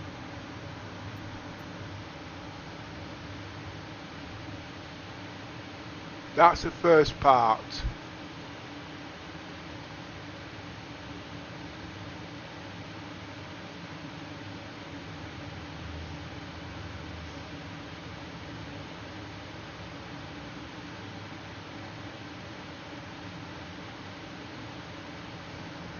To estimate the size of the Anvil Odin based on the recent confirmation that it is roughly twice the volume of the Aegis Javelin, we have to look at the math of three-dimensional scaling. In the real world, if you double the volume of an object while keeping its proportions the same, you don't double the length. Instead, you increase each dimension, length, beam, and height, by the cube root of 2, which is approximately 1.26. The baseline, Aegis Javelin. The Javelin is currently one of the largest player-ownable ships with known dimensions. Length, 480 meters. Beam, width, 198 meters. Height, 72 meters. The estimate, Anvil Odin.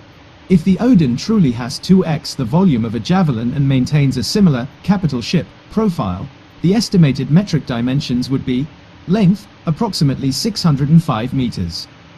Beam, approximately 250 meters. Height, approximately 91 meters. Ship, length, beam, height, relative volume.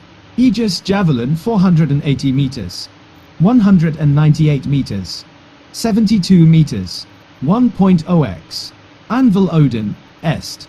Approximately 605 meters, approximately 250 meters, approximately 91 meters. 2.0x. Real-world perspective. To put a 605-meter battlecruiser into perspective, it is nearly twice the length of a modern Gerald R. Ford-class aircraft carrier, 337 meters. It is roughly the length of 6 football pitches placed end-to-end. In terms of volume, because it is spacefaring and much taller, wider than a sea vessel, its internal capacity would be massive compared to any existing real-world machine. The battlecruiser factor.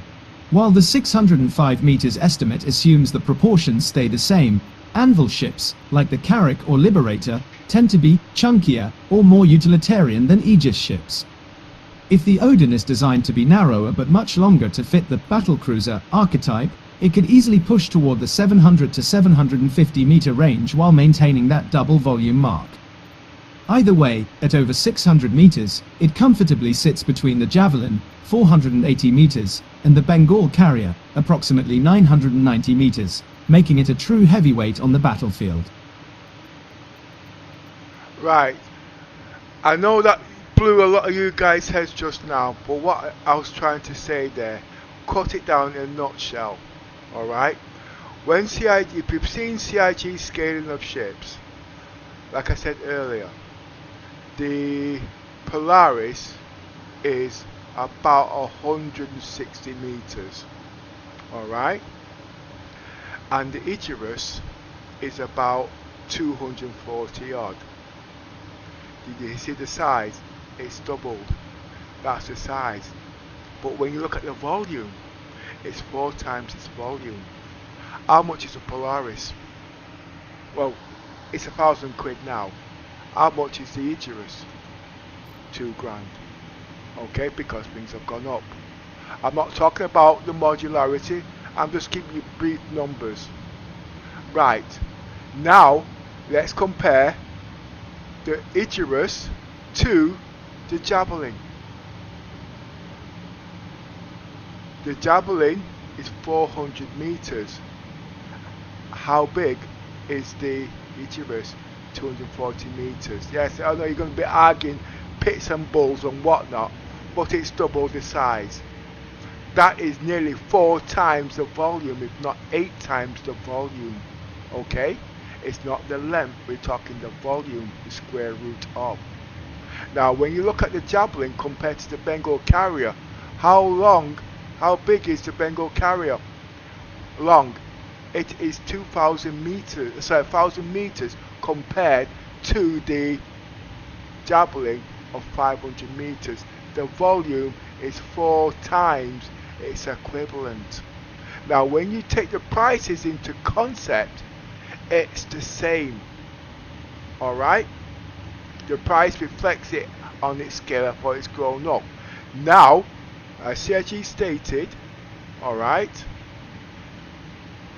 the Odin is twice the volume. It didn't say twice the length, it said the volume. And if it's as chunky as the Javelin, on average, it's 100 meters. That means it's only grown 100 meters. Now, how much is the Javelin? The Javelin, when it came out, was about 2,500. All right, or well, yeah, this is arguable. I know people saying 3,000, but it's 2,500. But okay, we'll argue the point. It's 3,000. It's less than 2,000. You know what I mean? Now, that means, as far as you're concerned, the Bengal carrier is supposed to be 6,000. But remember, it's not twice the size. It's twice the volume. Okay? So if it's twice the volume, that means it's only half the size, 600 meters. Can that warrant £5,000? $5,000? No, it can't. This is what I'm trying to say. Now, everybody's saying, yeah, blah, blah, blah. Yeah, I was the first until they gave me the size, okay? This is well beforehand. Yeah, I put a lot of numbers. And that's the reason why. So basically, on the Odin, it's roughly about 1,600 meters. It doesn't warrant £5,000. Sorry. Okay, it doesn't. And if they use it in its anvil is slender and long. It can stretch to 750 meters, but it will not be twice the volume. I mean, it can be twice the volume, but it's going to be longer and slimmer. It's like having a big fat heifer and a big skinny man stood beside him. That's what it means. But you know, women, they're shorter at the end of the, you know the score. That is what it means at the end of the day. But it doesn't stop there. Okay? Now you understand the size logic. Let's talk about the price. We'll talk about modularity. We will start with the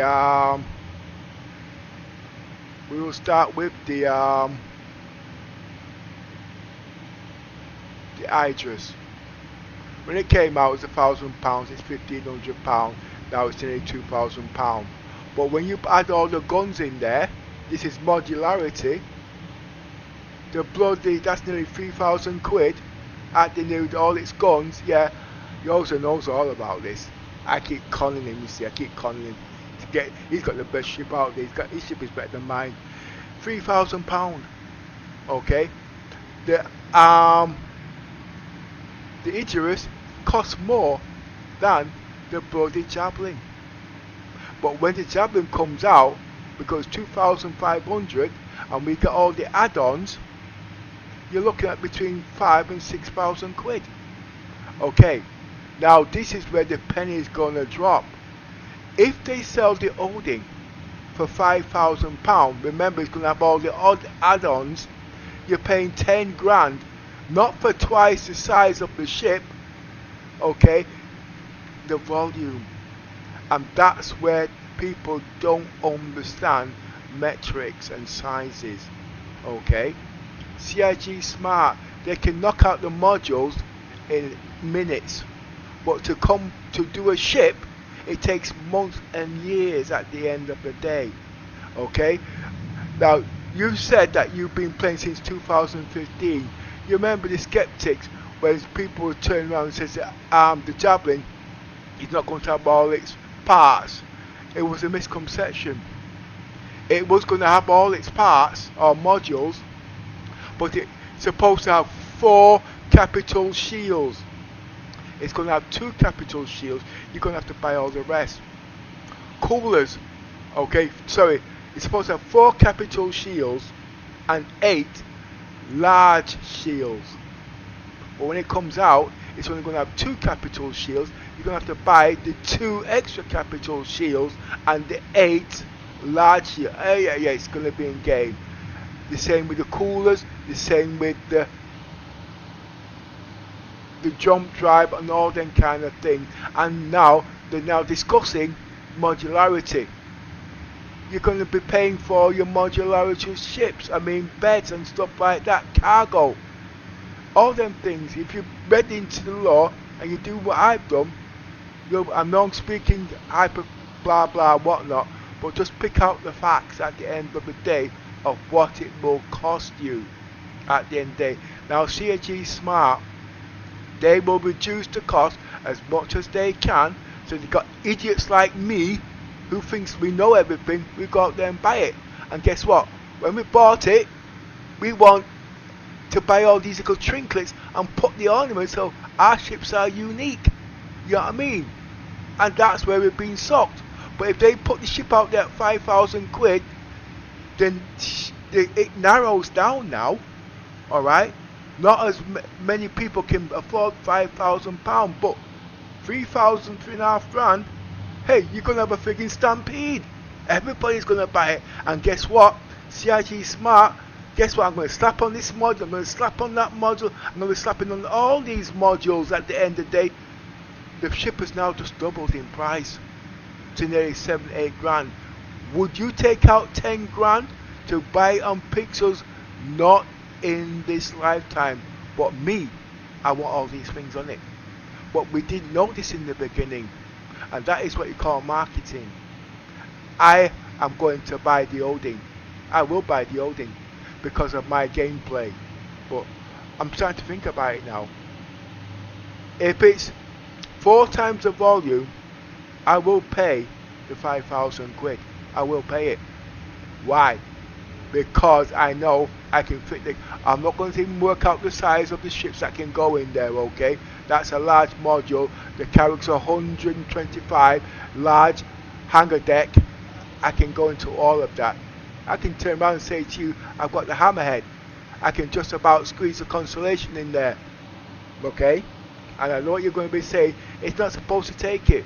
But guess what? Like I said, time will tell. I don't know anything. I'm just a guy that can't count, can't read, can't write, can't spell. Anyway, where was I?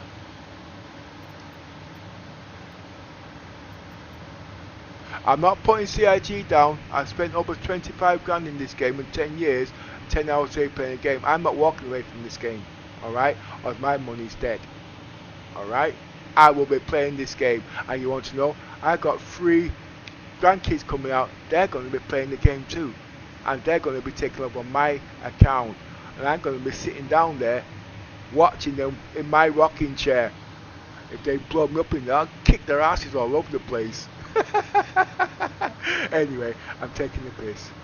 No, it's a good game. If you've seen how far this game has come over the years, it's not just about the pixels, it's about the hardware. This PC at the end of the day is cost me 7 grand. By the end of the year, it's going to cost me another 12 grand. 12 grand? Yeah, 12 grand. Because the ship's going to cost me 3.5 grand. I'm not paying 5 grand. Then I'm going to buy my VR, that's costing me 2 grand. Then I'm going to upgrade it by another 3 grand, getting all the latest hardware so it can look as pretty as this. Yeah, I know, I'm an idiot.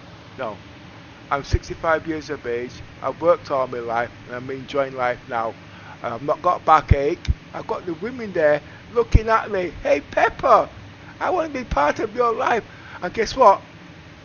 In the next couple of months I'm going to be having backache and I'm going to be using a walking stick. They don't care. You call them gold diggers. I'm taking the piss. It's my sense of humour, by the way. The game is a bloody good game. It's ambitious. Alright? I'll go one step further. How much do you think I burn on the electricity on this game? 1 kilowatt an hour. And I'm only 18 hours a day. The stream's there to prove it. Okay? That's 18 kilowatts. The bloody game burns more electricity than my friggin' electric car. How much is 1 kilowatt? How much is 1 kilowatt? You've got a heater, have you? Electric heater. Okay? And that does 1 kilowatt an hour. And you know when you turn that into money, the pennies just dropped. I've got everything to run Star Citizens. A few months ago, I was going to buy a rocking chair, flight motion simulator. I was literally going to buy one. And then when I looked into the consumption of electricity, it was 2.5 kilowatts an hour that would be burning. On top of the PC, That's 3.5 kilowatts an hour.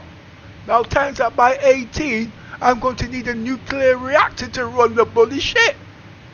I just said to myself, I can afford to buy the pixels, I can afford to buy the PC, I can't afford to pay for the electricity. That just gives you an idea. Anyway, I was thinking, what was that? Jingard. I was thinking of putting the Idris, but stopped myself. Gonna stick to the Polaris. Yeah. This one says he should have bought it in game. Oh, you can't get it in game, can you? You've got to go to Wicklow. Yeah, but I'm not trying to put you off your game. I'm not trying to teach you how to suck eggs. Okay? I'm not telling you how to spend your money. I'm just saying at the end of the day, these things you've got to look at because you don't know what's on the other side at the end of the day. You know what I mean? And I am going to spend my money because I'm a mug. Does that make me a hypocrite? Anyway, hi there, Jean, Green, blah blah blah. I'm glad I got somebody coming out of the woodworks to speak now. So, but I'm not a hater because I spent my money on CIG. Okay, I ain't going anywhere. I'm up to here now.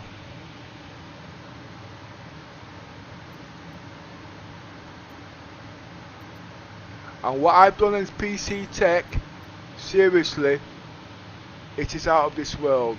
Alright?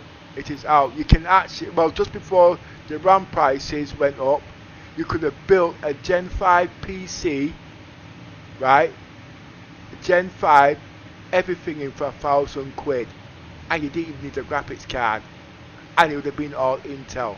Can't do that now. Just let me just move on from there because I want to get all these shit bought. 1 minute. In there it's kind of getting warm.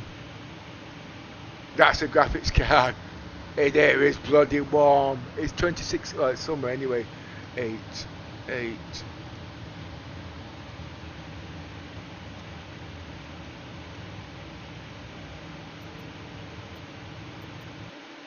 It's crashed. Why, I told you it's kind of warm in here.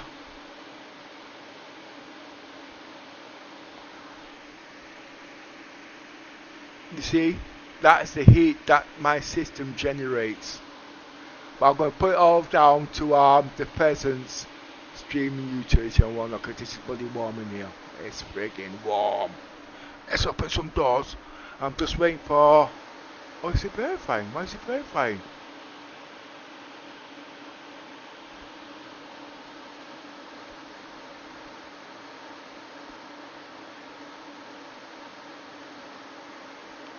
I'm going to be turning down the settings.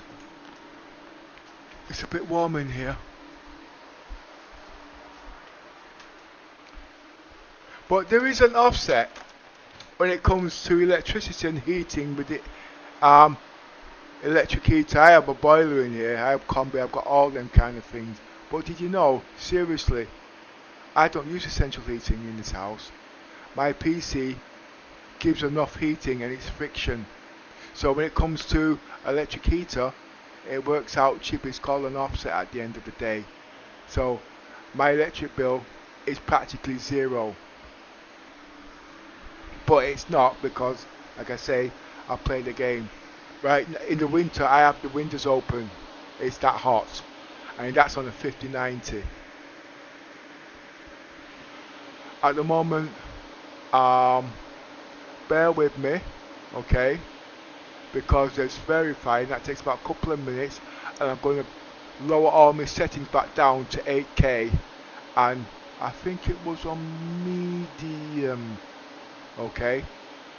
Like I said, I'm supposed to be doing stress testing, not for CIG, because my PC at the end of the day is above on a Call of Duty, which CIG doesn't know about certain things, so I have to tune it so it works. But since I've been coming to PTU, I've been having problems. But I'd rather did these problems in the PTU, so when I go into live, because I do permadeath, I don't have these problems. But as you know, just now I turned everything high, but there are a couple of things not right. But at the moment, as you can see, I'm also working on the refueling, rearm and repair. But because I'm chatting a lot of rubbish in everybody's ears, it's taking too long.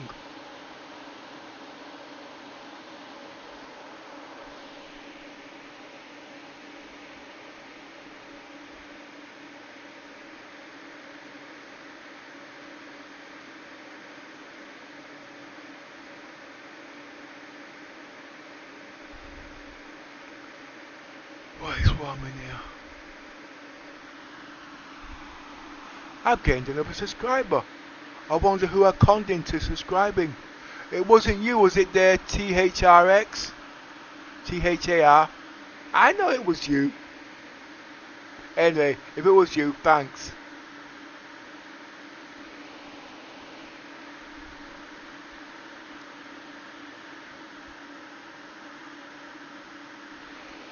I'm just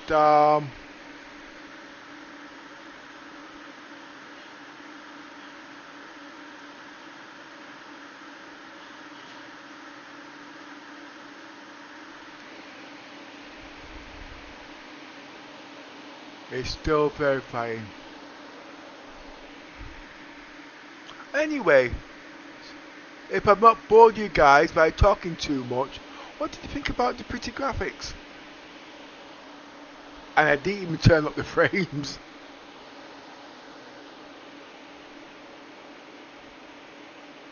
Anyway, the graphics, native and all them things I've covered in topics in the past. Okay.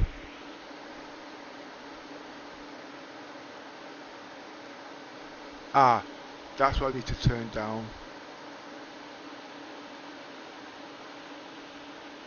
The processor was run at 30.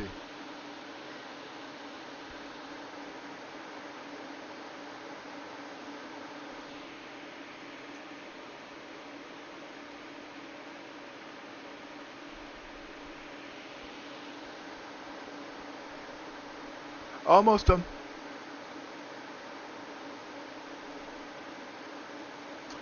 Right, okay, loading up.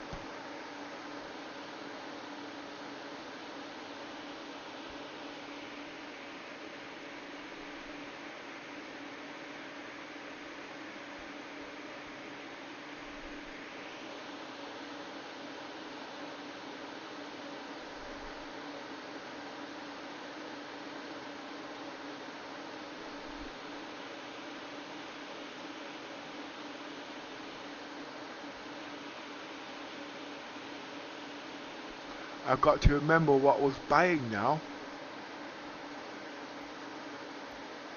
Let's get all these turned down.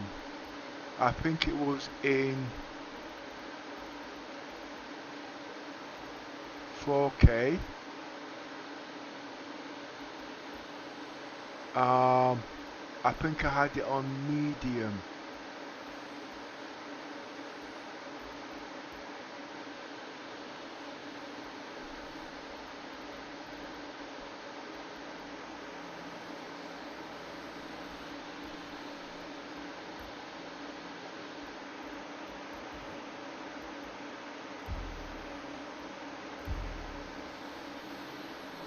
Right, okay.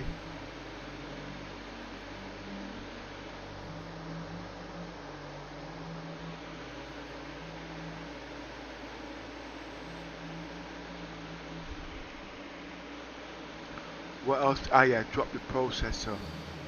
Okay, it was a bit warm in here.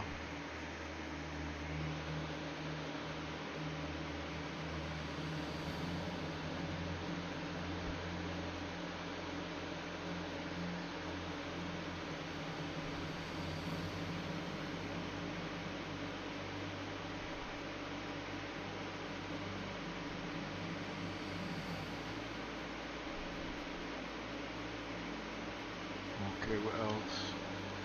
Clean the RAM.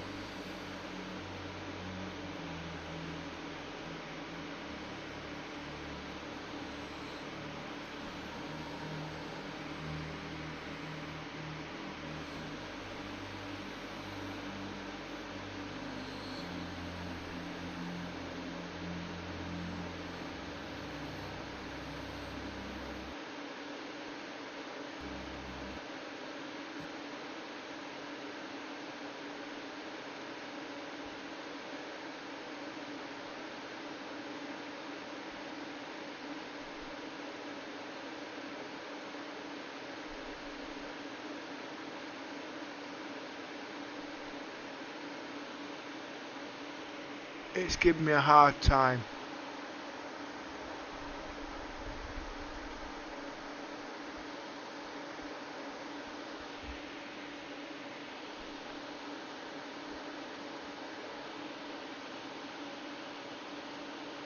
Let's see what got on in the background.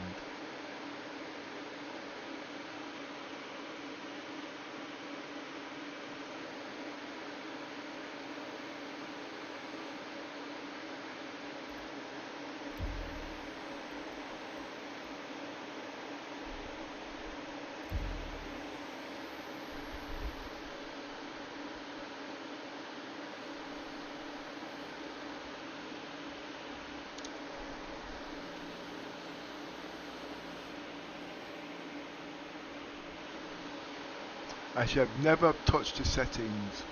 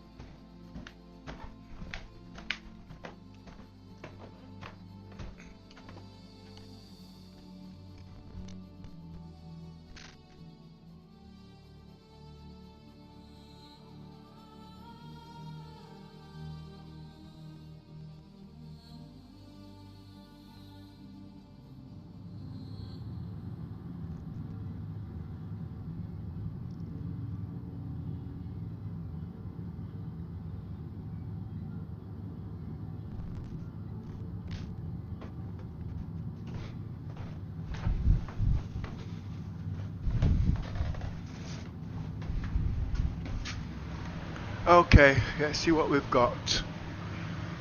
Now, I remember what Yosa was telling me every time we go into these ASOP terminals, I would crash, but I need to get this smoothing working on this now.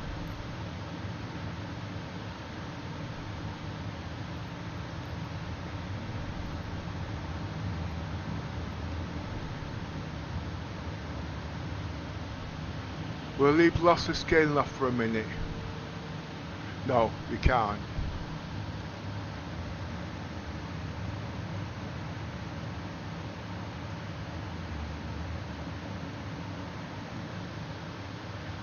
Give it a couple of seconds.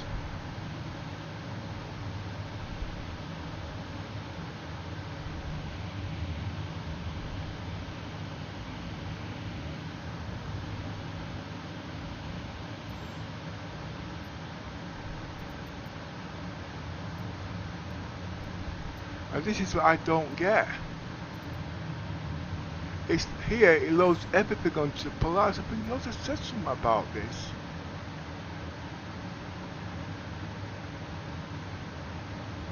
Where's the size 1? I've got size that, and I need a size 1.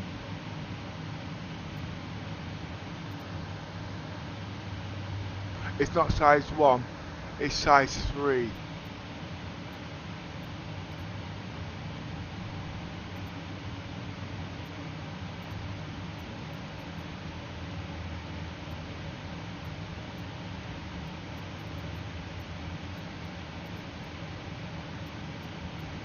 Is this a fault?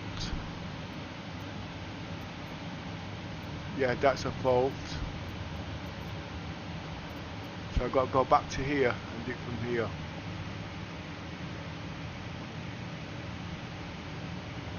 I go to 8. Enter. Confirm.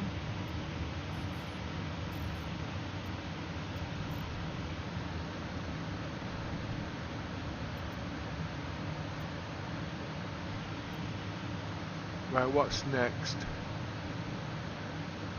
That was aluminium. I see, it's not aluminium, it's animation. Aluminium, no. I can't pronounce a freaking word. This is what I need next.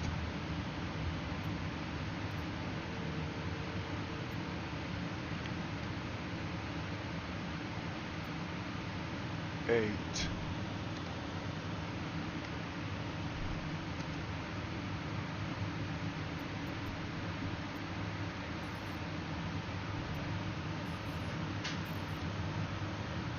Oh,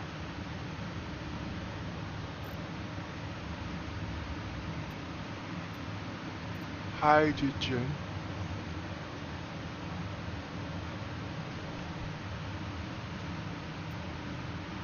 Hydrogen.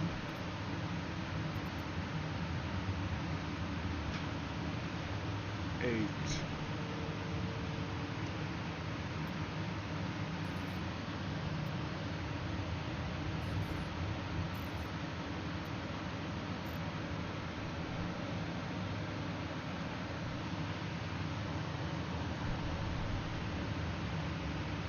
Quantum fuel.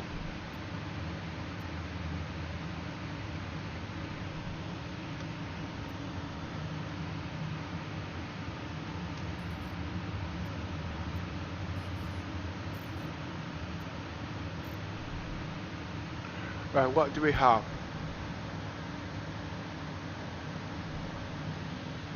Something is not all here. We've got hydrogen. I know just done quantum fuel. There was one more thing. For damaged ships. What did you also call it again? Must be at the top. I wonder what this human food is.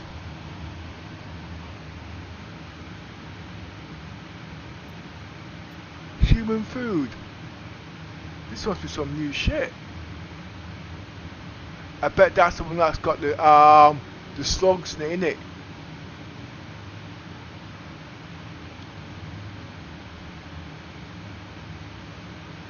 Aluminium.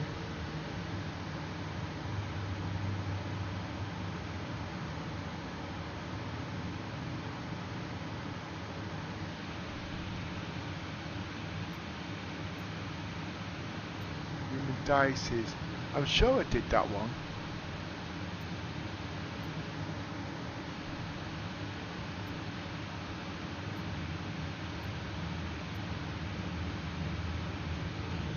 Eight.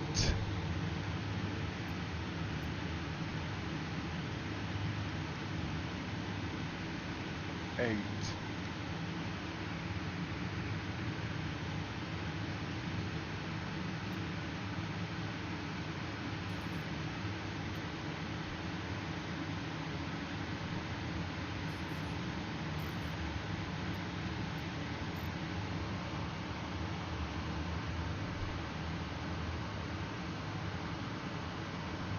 Right, we've got human blah blah. We've got dices. Decoys, I should say. Did I just do this one?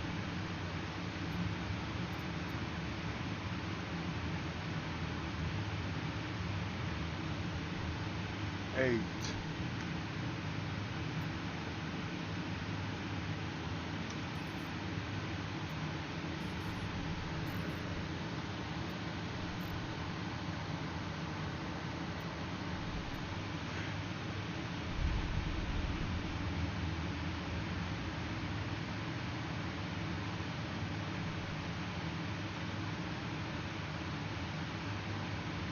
I think I'm all done now. I don't get this human food shit though.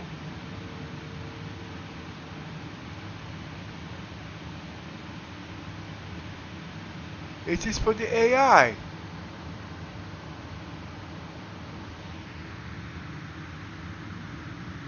Right, now that's now done. Let's get back to my ship.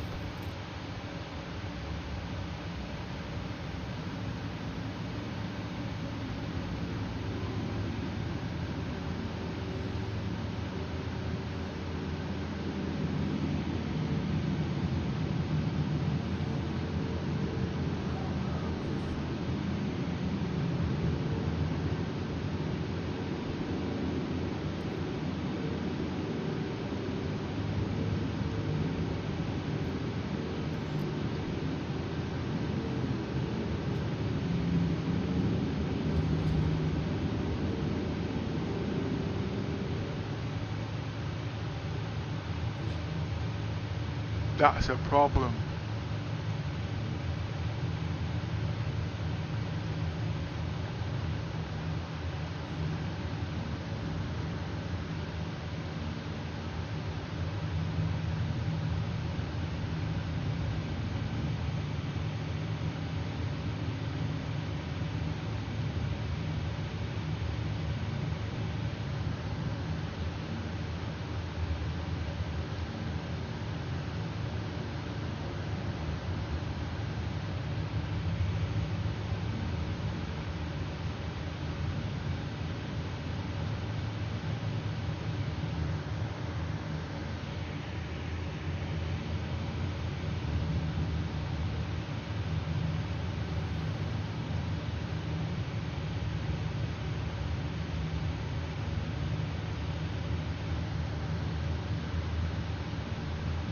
Well, we now have a problem.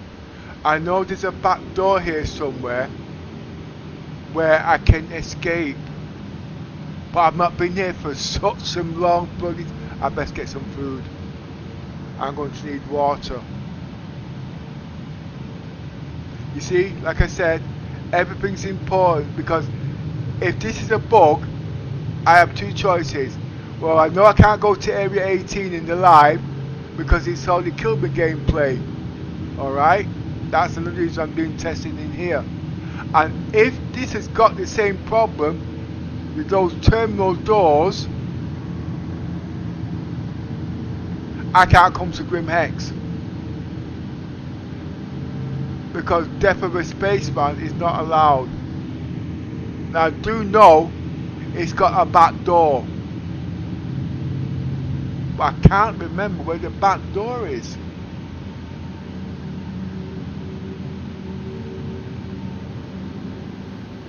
But before I get the back door, I need to get some food.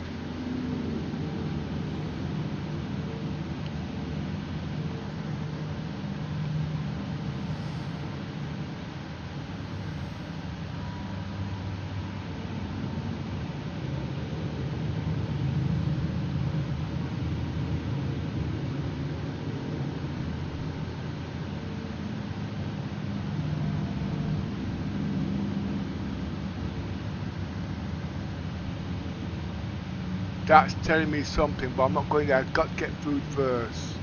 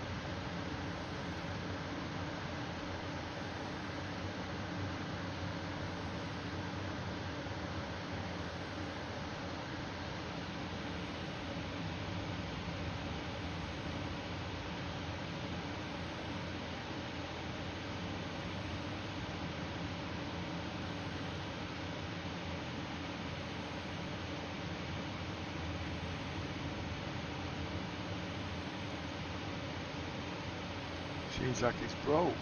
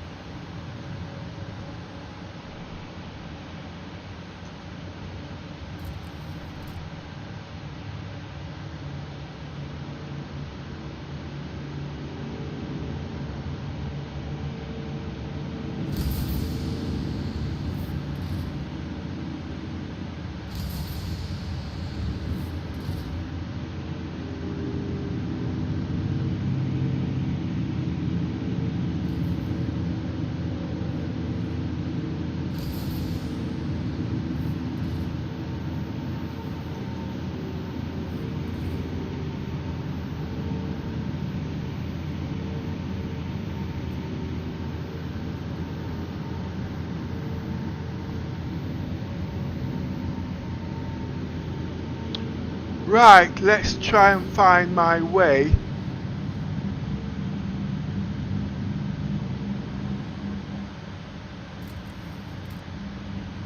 out of here.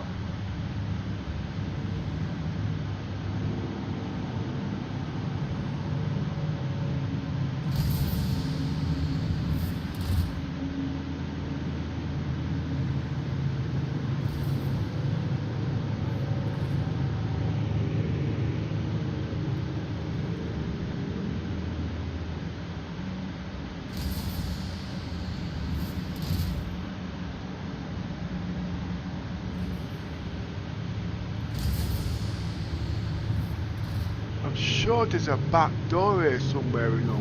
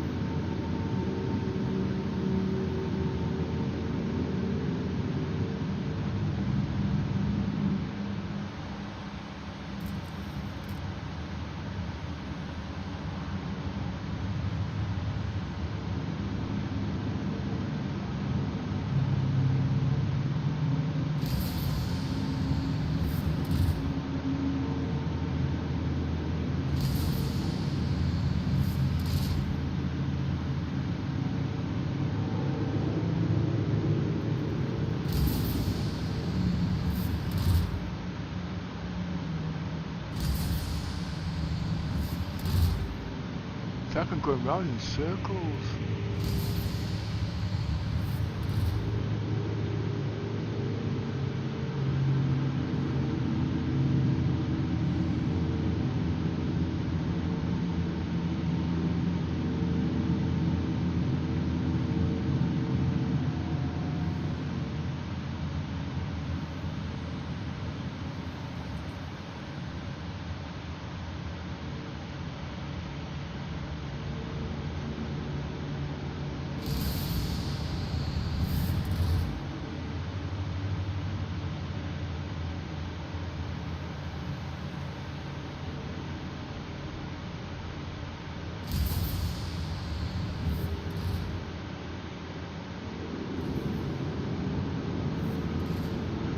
That door.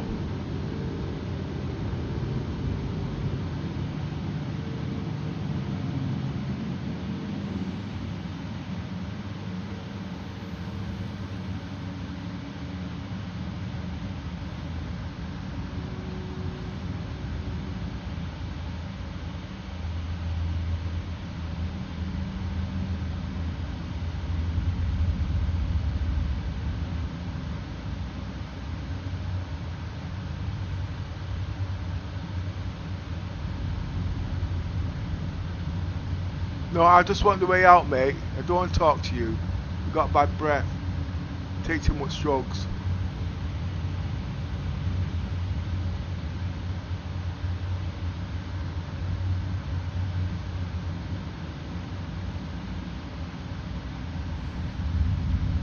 I know one of these you also fall to your death.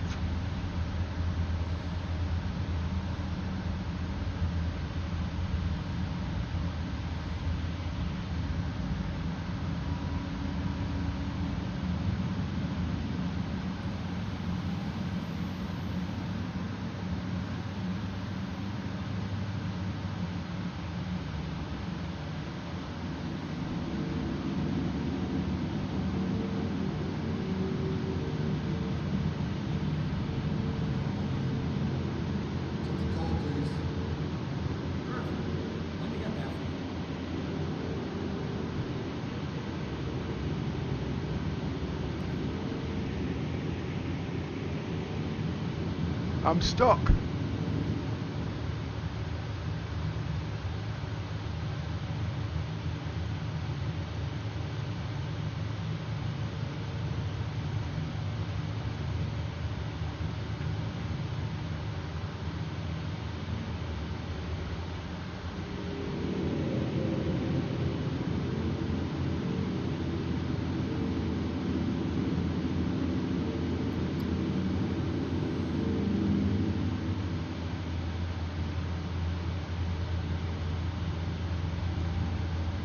I must be the only idiot that don't know Grim Hex has got broken toes.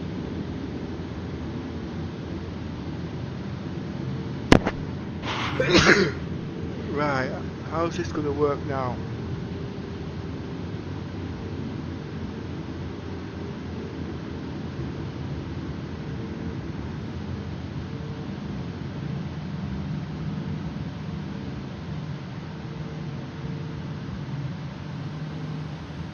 It's been years.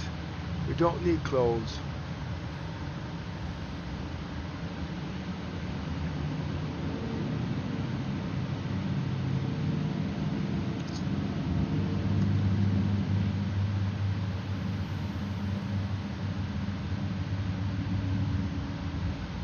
Just come from here.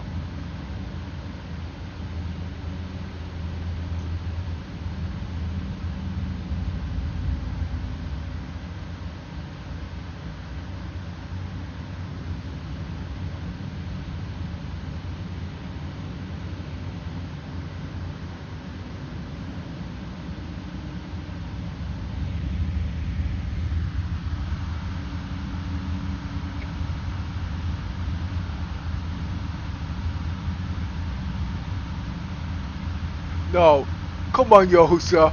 Tell me where to go. I'm gonna be a whole freaking thing. Come on, you've got to tell me. I'll go back upstairs and I'll wait every 30 seconds.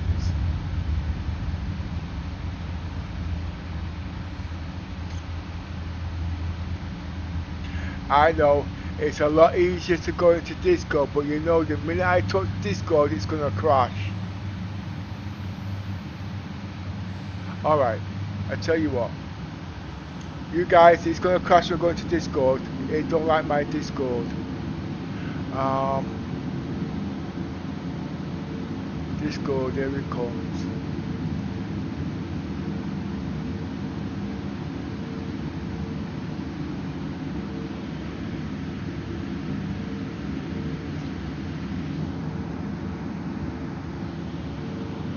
Right.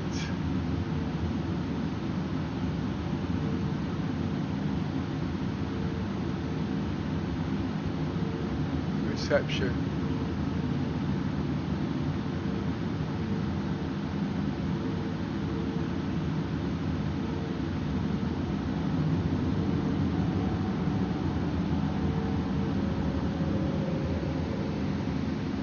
Testing, testing, 1, 2, 3.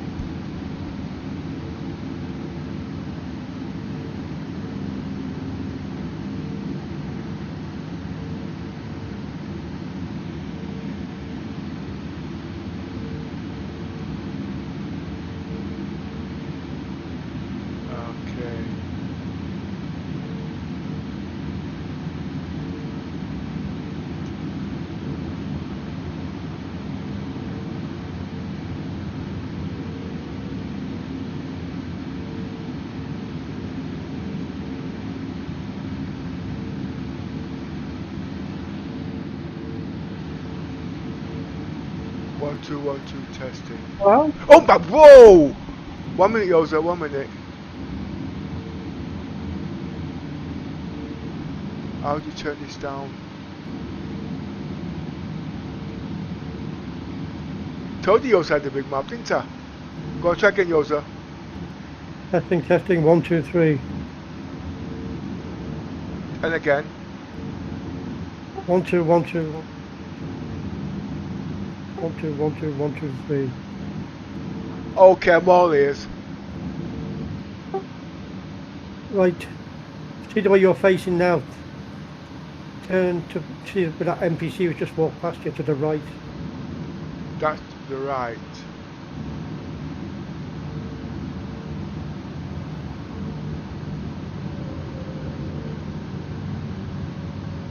Right, walk that, yeah, turn to the right, yeah. No, the other right. Now look, keep turning around to the right. No, you're looking to the left. Look to the right, there. Now walk there. Now walk down that passageway there.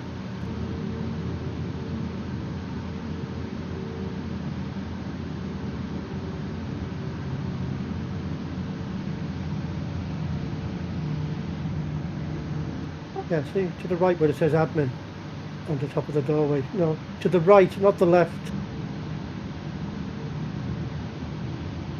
I wonder how many minutes you're behind me. Did you say head towards the admin? Oh, of course, yeah, there's the delay on the video. I forgot about that. Yeah. Yeah, on my screen you're walking away from that. Right, I'm heading towards the admin now. I stopped at the admin. You want to walk all the way down that passage till you come to the end. In other words, there's a, what you call it, the office is on the right. You walk past the office, ignore the office. So I go past the admin, yeah? Yeah. Do I go up the stairs? Hang on. No. You should be getting near any stairs. Okay. Now I've got you looking at the stairs. Those stairs take you up to the shop. You don't want to go there. Yeah. Right. If you look as if you're coming down the stairs, you'll be facing the admin entranceway.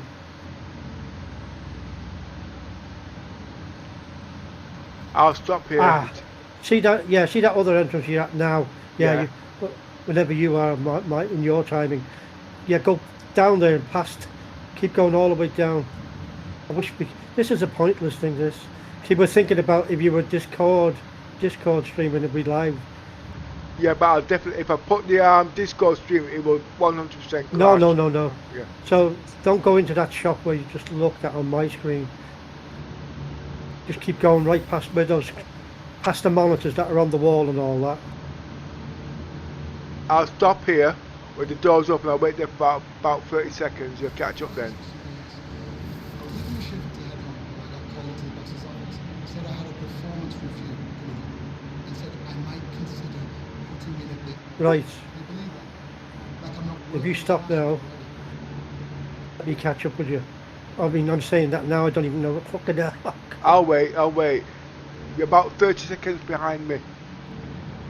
Wow.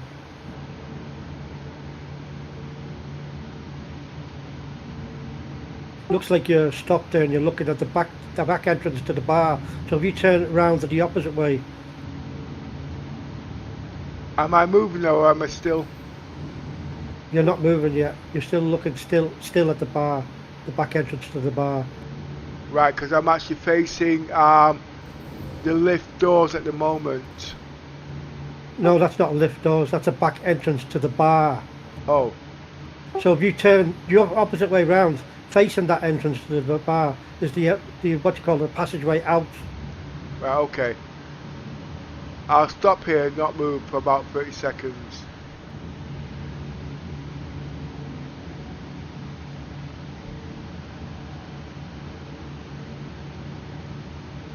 Right, on me you've just turned to face the way I want you to go. Right, okay. That's the ECL T4. Yeah, it's got like two white X's over the door and that, Yeah. Well, I'm Go heading through in that. there. Okay. And there's an airlock in there. You're going to pass through that airlock and EVA down the passageway and out of the building.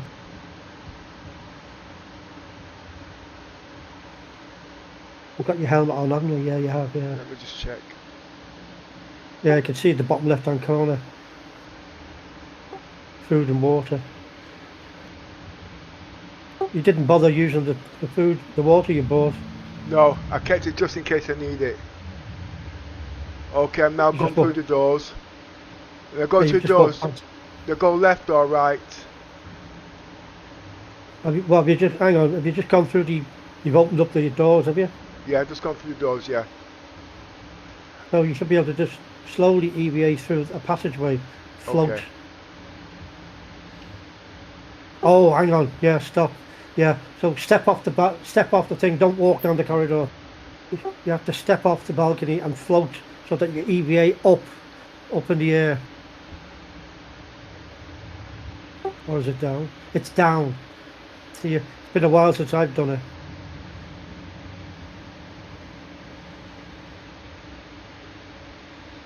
So go off the balcony. No, where are you going? You're going up through the ceiling and my. Yeah, no, it's my controls are not set for that yet. Oh, right. It could even be a worse situation than it'd be.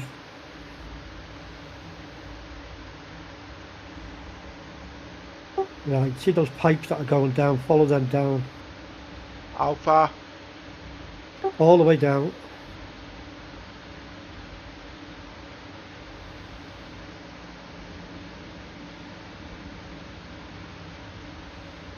And then follow the passageway, EVA over the passageway.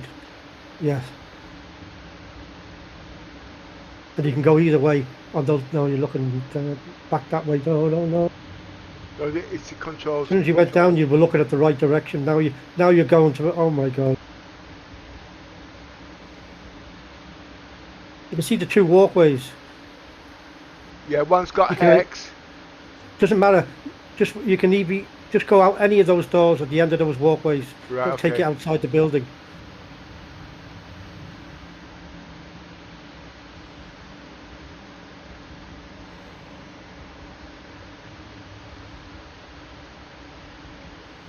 The controls are not very good.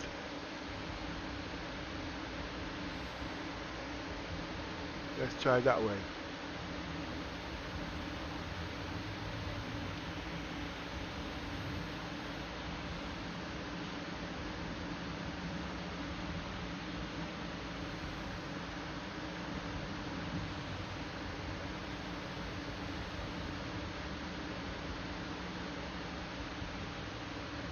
Why are you going back away from the door? Oh no, you're not. You're at the opposite end. Yeah. No. I'm outside. Yeah, see there. You're outside, right? Yeah. So you want to go. See, this is the part that's tricky. You want to keep facing the wall and go EVA straight up. What it's going to do is going to take you to the top where you can see the, the hangar where you parked your ship. Yeah. You'll see the big hangar doors closed. But the thing is to keep your orientation, otherwise you'll start going off in the wrong direction. I knew I should have got some more water. I should have filled my belly before I came out. You're going too far away from the building. Stay close to the rock, I should say. Oh dear. I'm safe.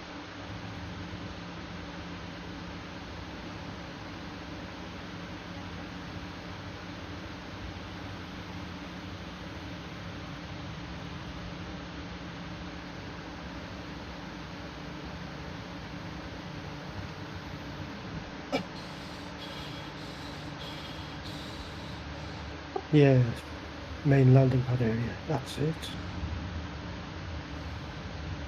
Just watch out for the drop, you've probably already done it. Yeah, I knew it was coming. I'm just trying to find a door to walk up.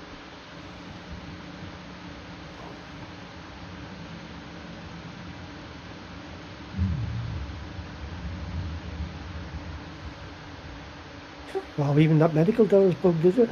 Bloody hell. At least the other door beside it you should be able to go through, hopefully. Yeah. You see, if I was a Crimbo, I'd know all this. I'm not thanking you. I'll get Doc to thank you. To the ASOC One minute. So, yeah.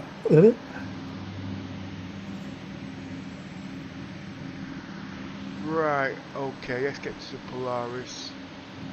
Retrieve. Vehicle selected. Stand by.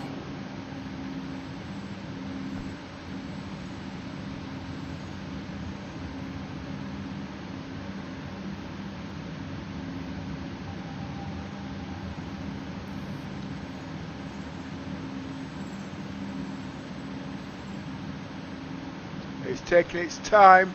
There's a fault. Uh-oh. Yeah.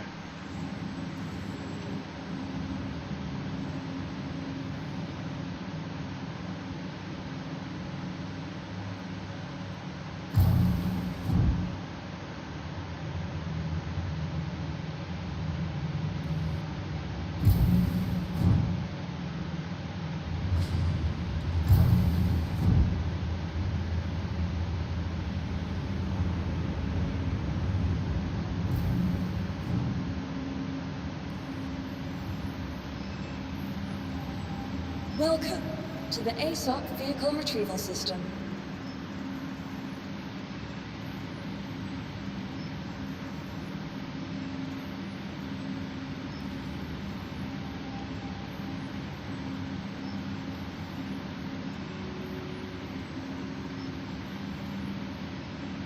Vehicle selected.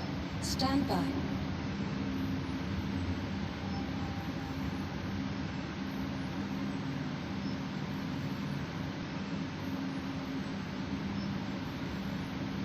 If I can't get back onto the ship, the only way off here is to backspace, and that will put me automatically back at Please visit us Orison. again. Goodbye.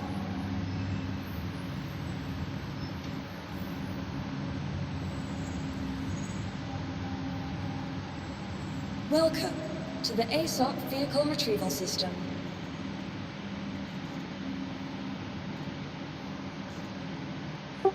Yeah, I think the problem there was because you left the server and came back, didn't you?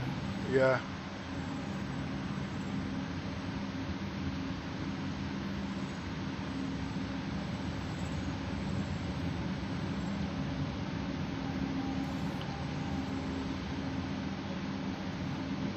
There is a workaround.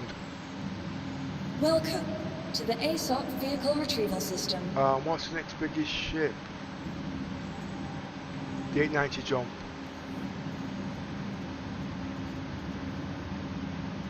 Where is it?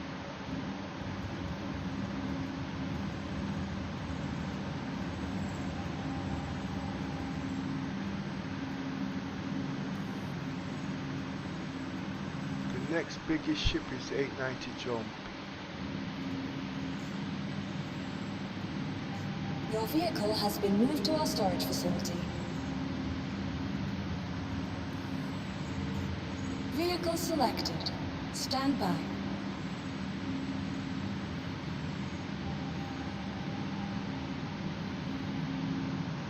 Nope. It's the whole platform.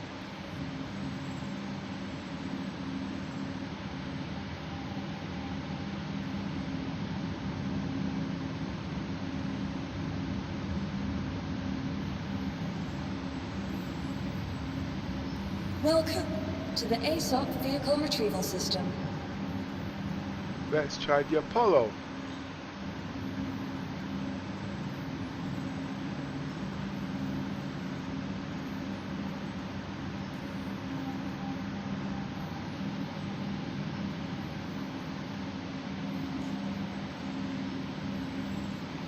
Your vehicle has been moved to our storage facility.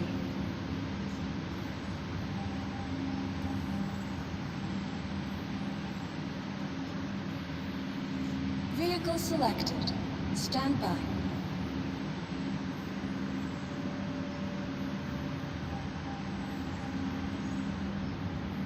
No, it's Grimhex Yoda. It's Bob. Damn. The only way off this, I can wait till Monday when they do a server reset, or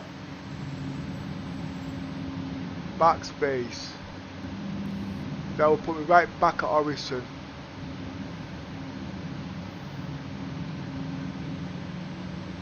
Well, let's let me take all these stuff off.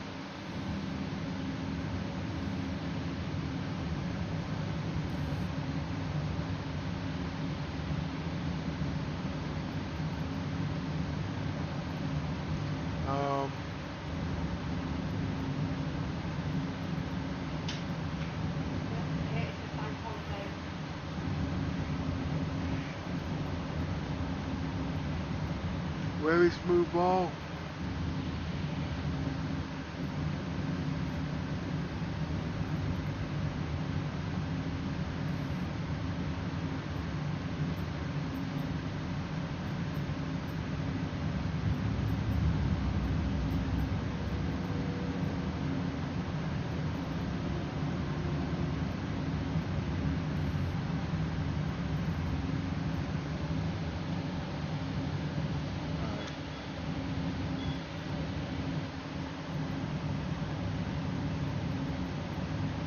What can't fit inside?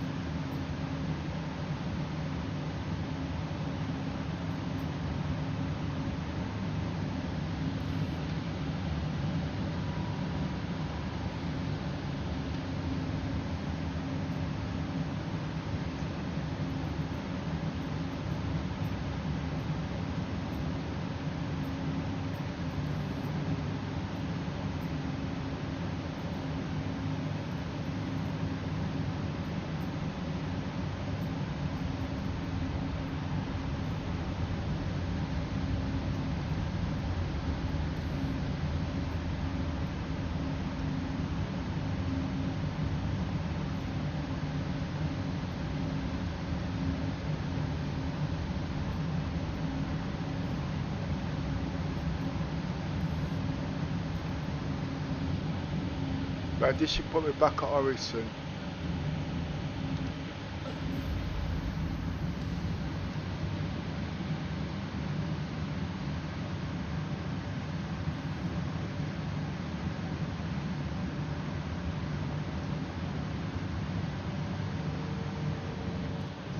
So I've got to start all over again from the beginning.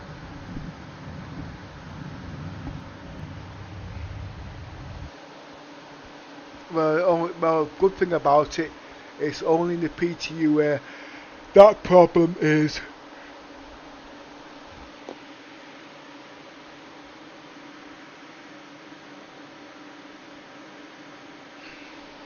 This PTU patch is a bugger.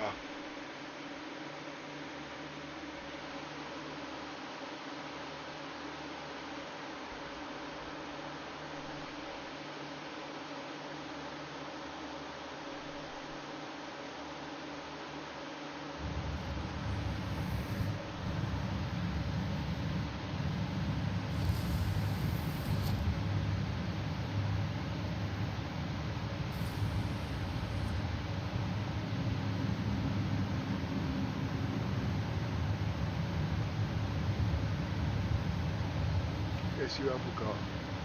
Oh, it let me keep all my stuff. Okay.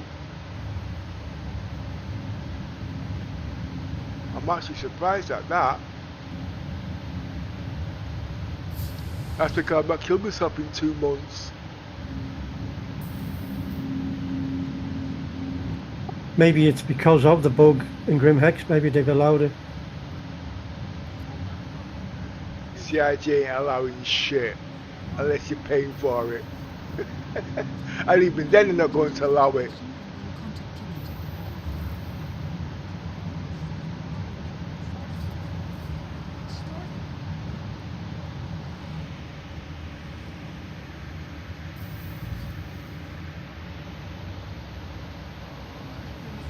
Anything happening? Hear about Skella? Others nabbed it. No.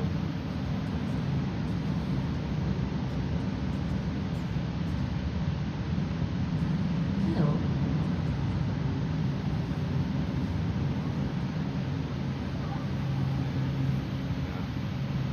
Why can't I find a way out? Do you have any idea how dangerous it is for a scrappers from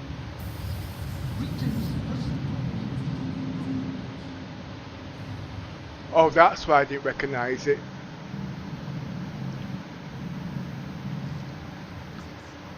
I'm never worried about being cooped up in a ship that long, but I hear the vistas are stunning.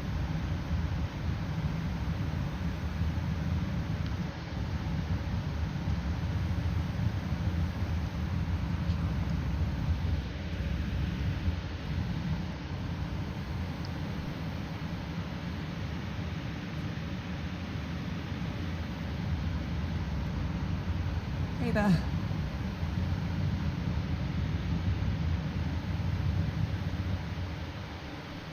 my age and acts like he knows everything.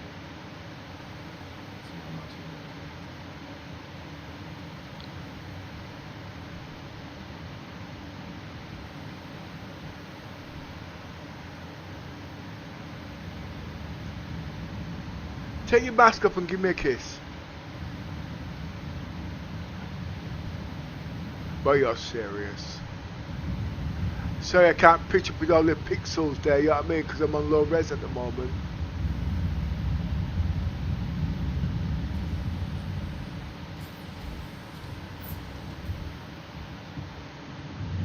Whoa. Why are you pushing me, love?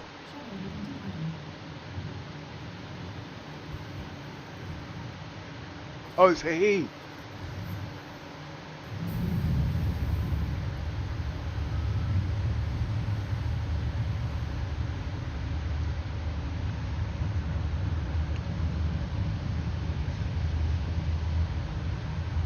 So I've got to come over here and do all that crap again.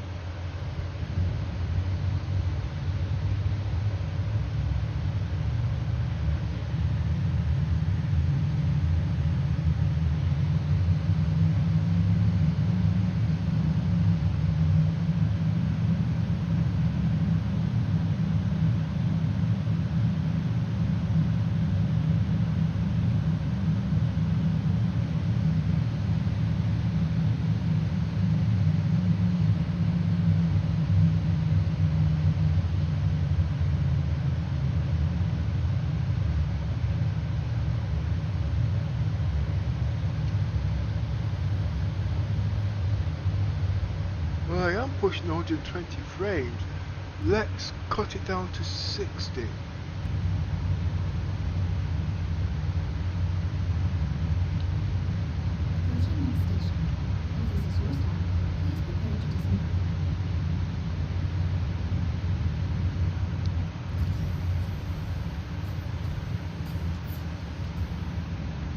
Let's cut it down to 60.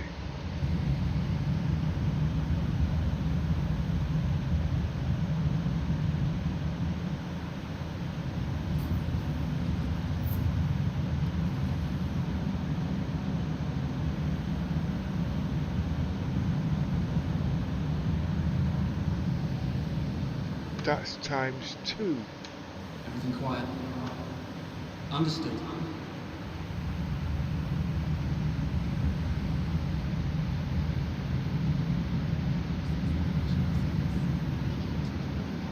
Increase the smoothness by 8.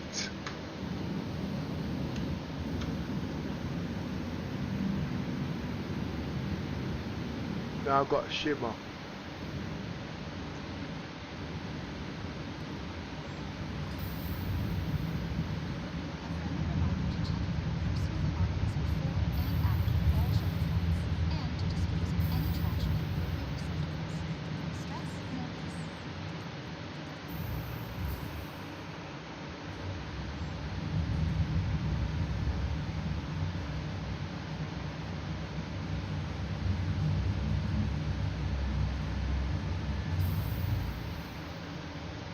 Latency back to 15.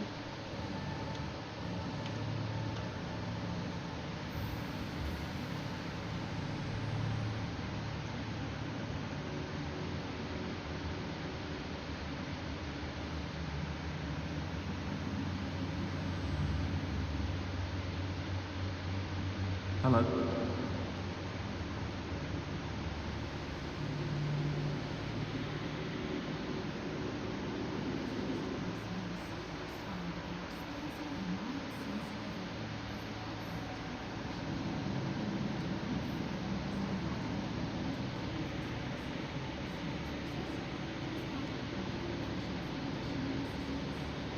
Hello.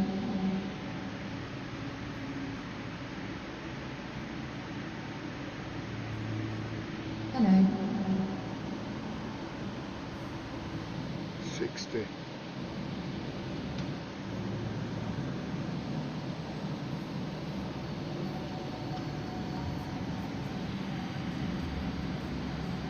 Hi. Hey there. Scan. Worst part is, I'm not surprised. Oh,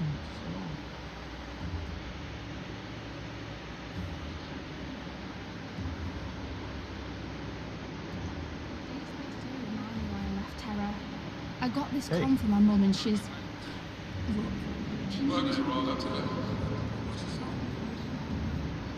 Hey there.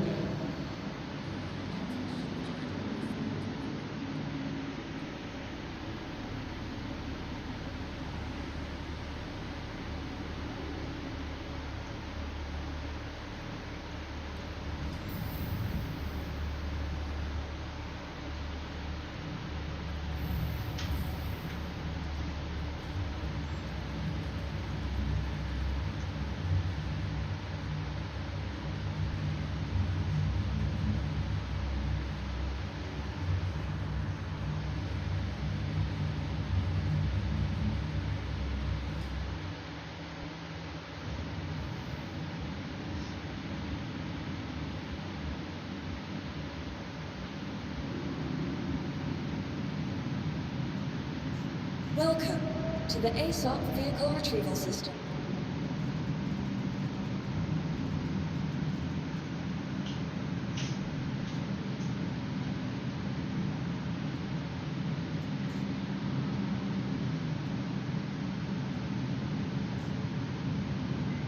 Your vehicle has been moved to our storage facility.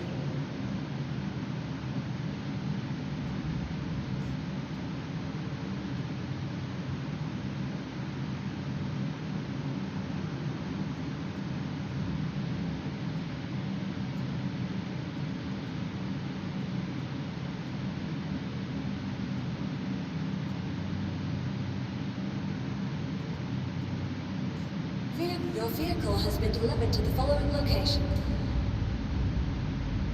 Now that's weird. Please visit us again. Goodbye. Have you seen what just happened, Yoza?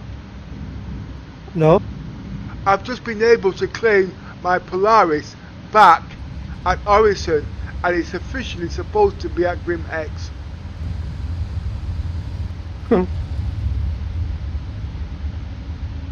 No time delay or nothing.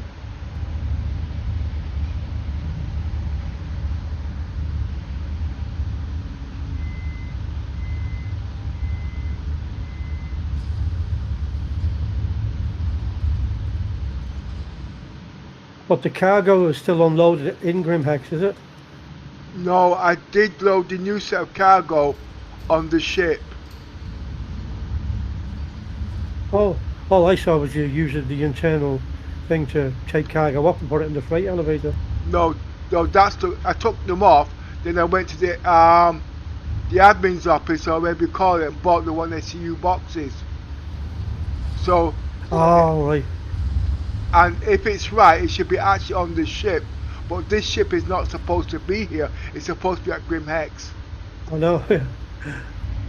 But as I say, you weren't supposed to spawn in the hospital with all your gear still on in your backpack. But it could be they're allowing it because of the bug. But I've never heard of it mentioned, to be honest with you. I know that over the years, Grim Hex has had problems with the elevators, all right. Well, I only go down and need 2 bases. When I need 2 bases, I couldn't land this ship at Orison. That's why I ended up at Grim Hex.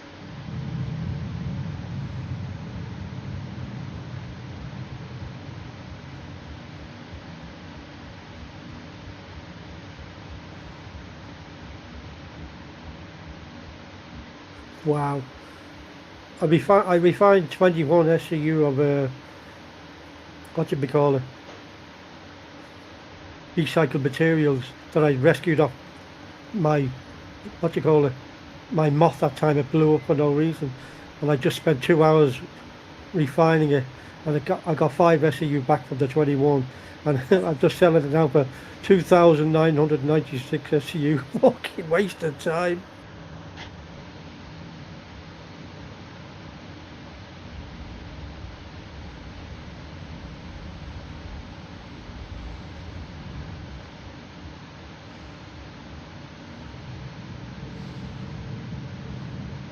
It didn't give me the cargo, so let's see if the fake lightning's here.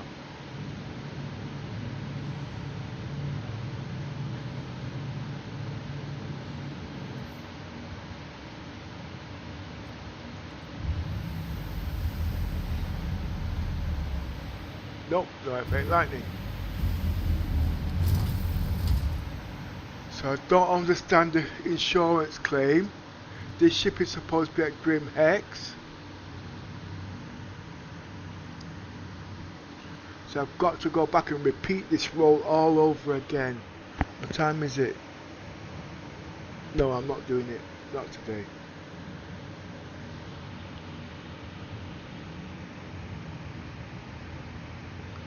Not today, Josephine.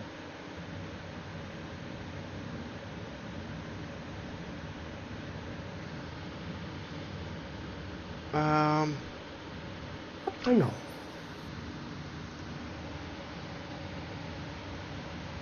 I don't believe I've not crashed yet, actually.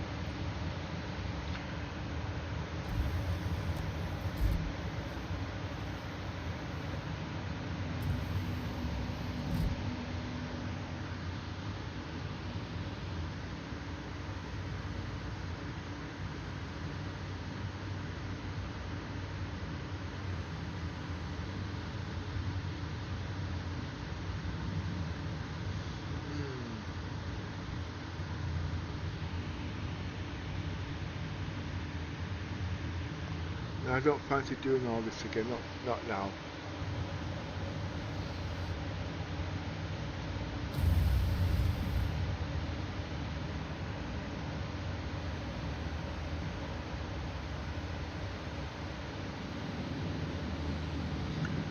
And at the moment, the PU is bugged out to me. All my ships are in Area 18 over the no-fly zone.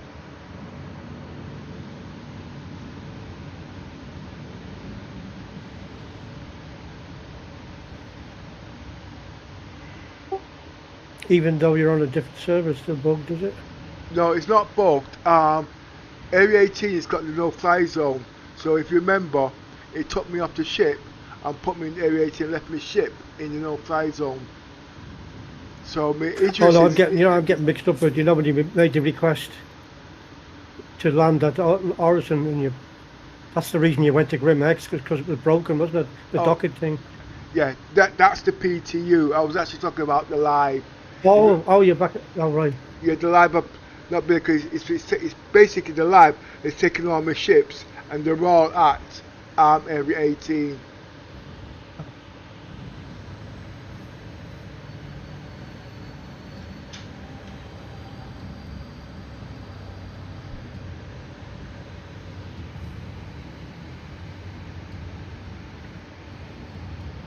So you guys, I'm going to log off now because I don't really want to repeat this role again. Not today, because it's not a 5-minute job. Basically, I'm working on the refuel, rearm and repair. Okay, it's not working as it's intended. Yesterday, I took the 8 SCU box and the 16 SCU box. I was able to repair it once. Now, what I'm speculating is, what I did with the 8 SCU box, it should have happened on the 1 SCU box, but somewhere on the numbers isn't tallying. Now to do all that again, it's going to take me at least an hour or 2 hours. I've been on since 6 this morning. I've been awake since 6.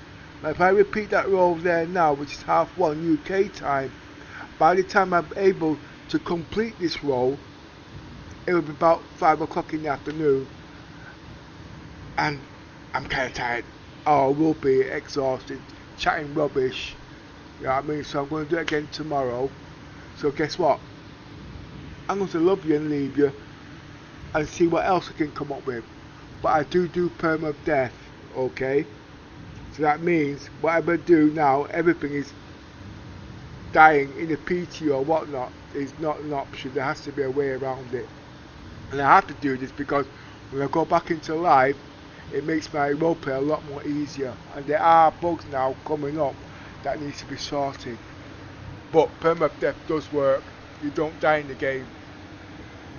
Anyway, you guys, guess what? I'm going to get lost now. And thanks for the extra subscriber I got today. I'm now 196.